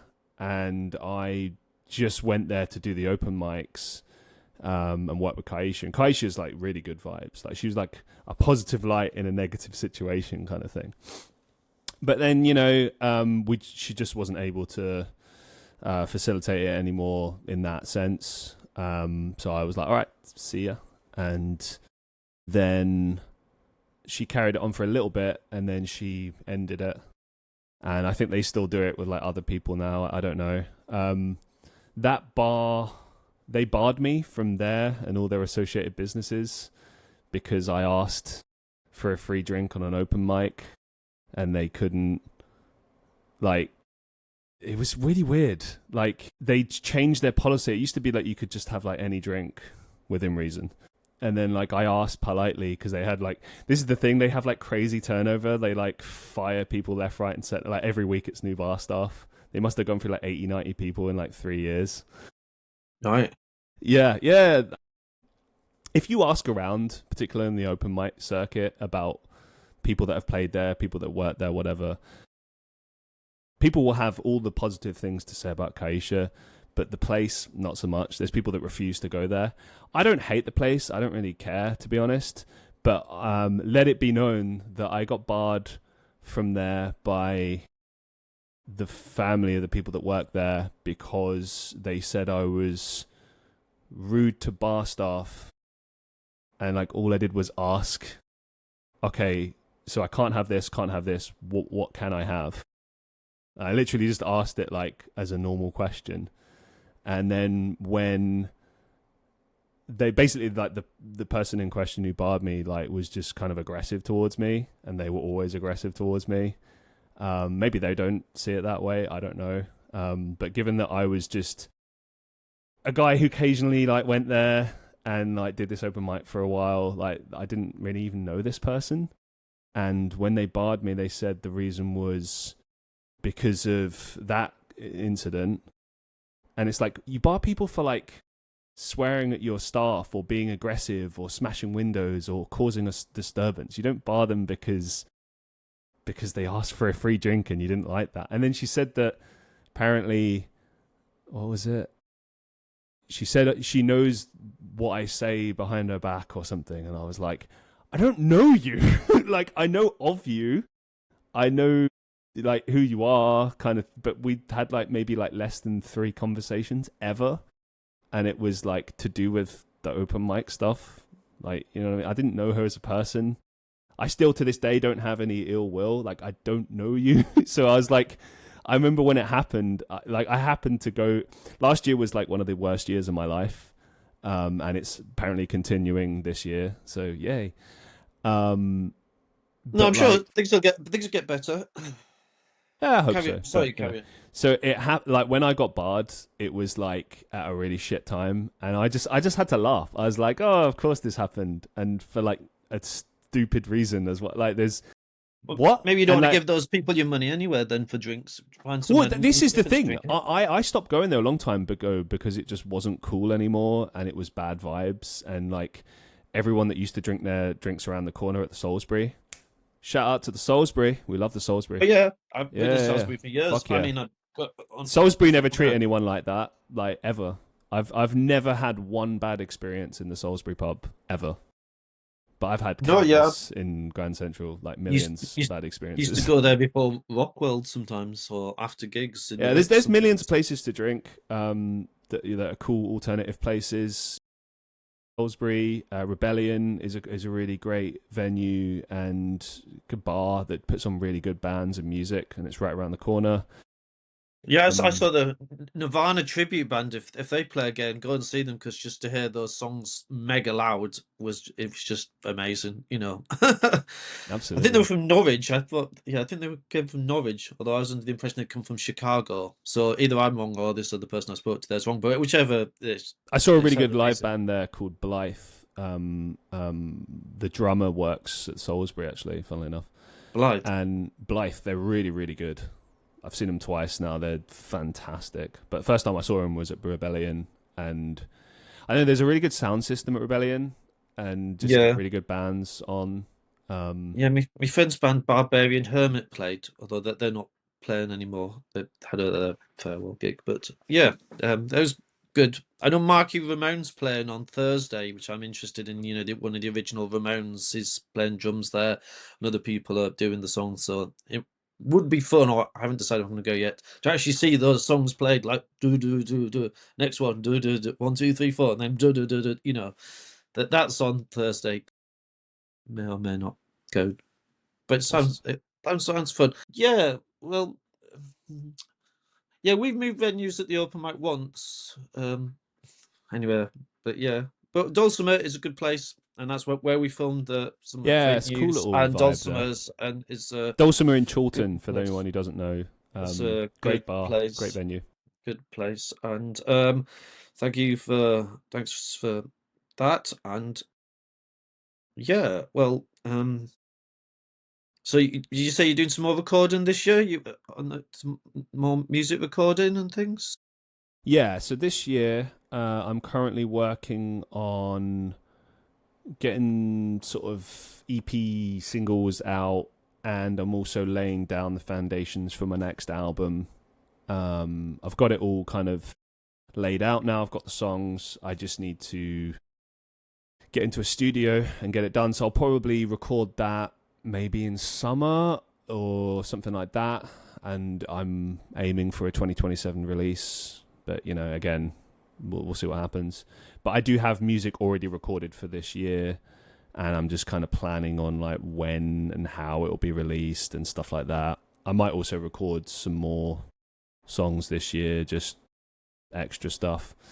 It's just like any time I can get in the studio really is just I love it. I love writing and releasing music. Same with film, same as that thing, just as much as I can get. Yeah. We're doing some more practicing on tomorrow, and then because then I'm gonna me and my friend who does like the beats and the synthesizers and the boxes and things.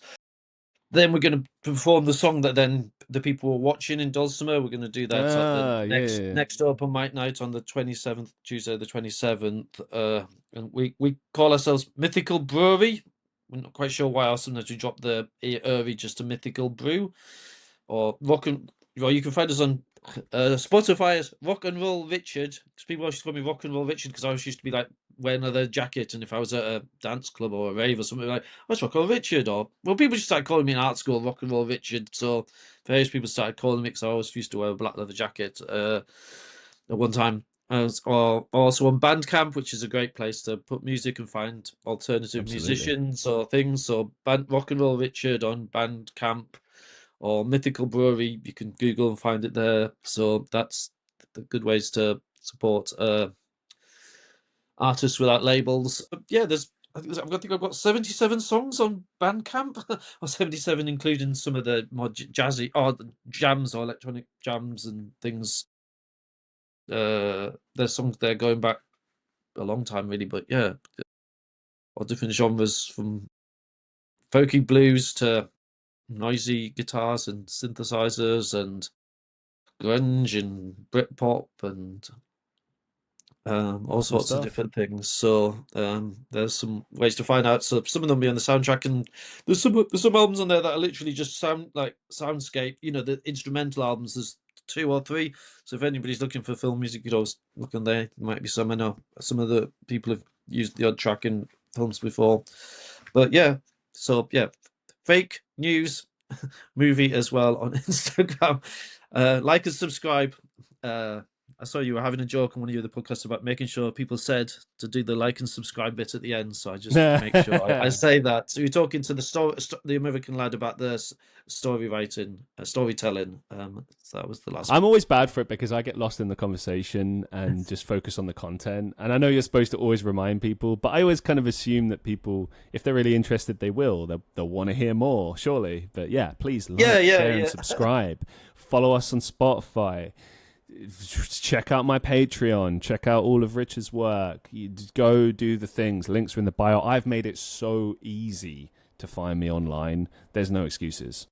So there you go. It's very easy to find everything on Rich as well online.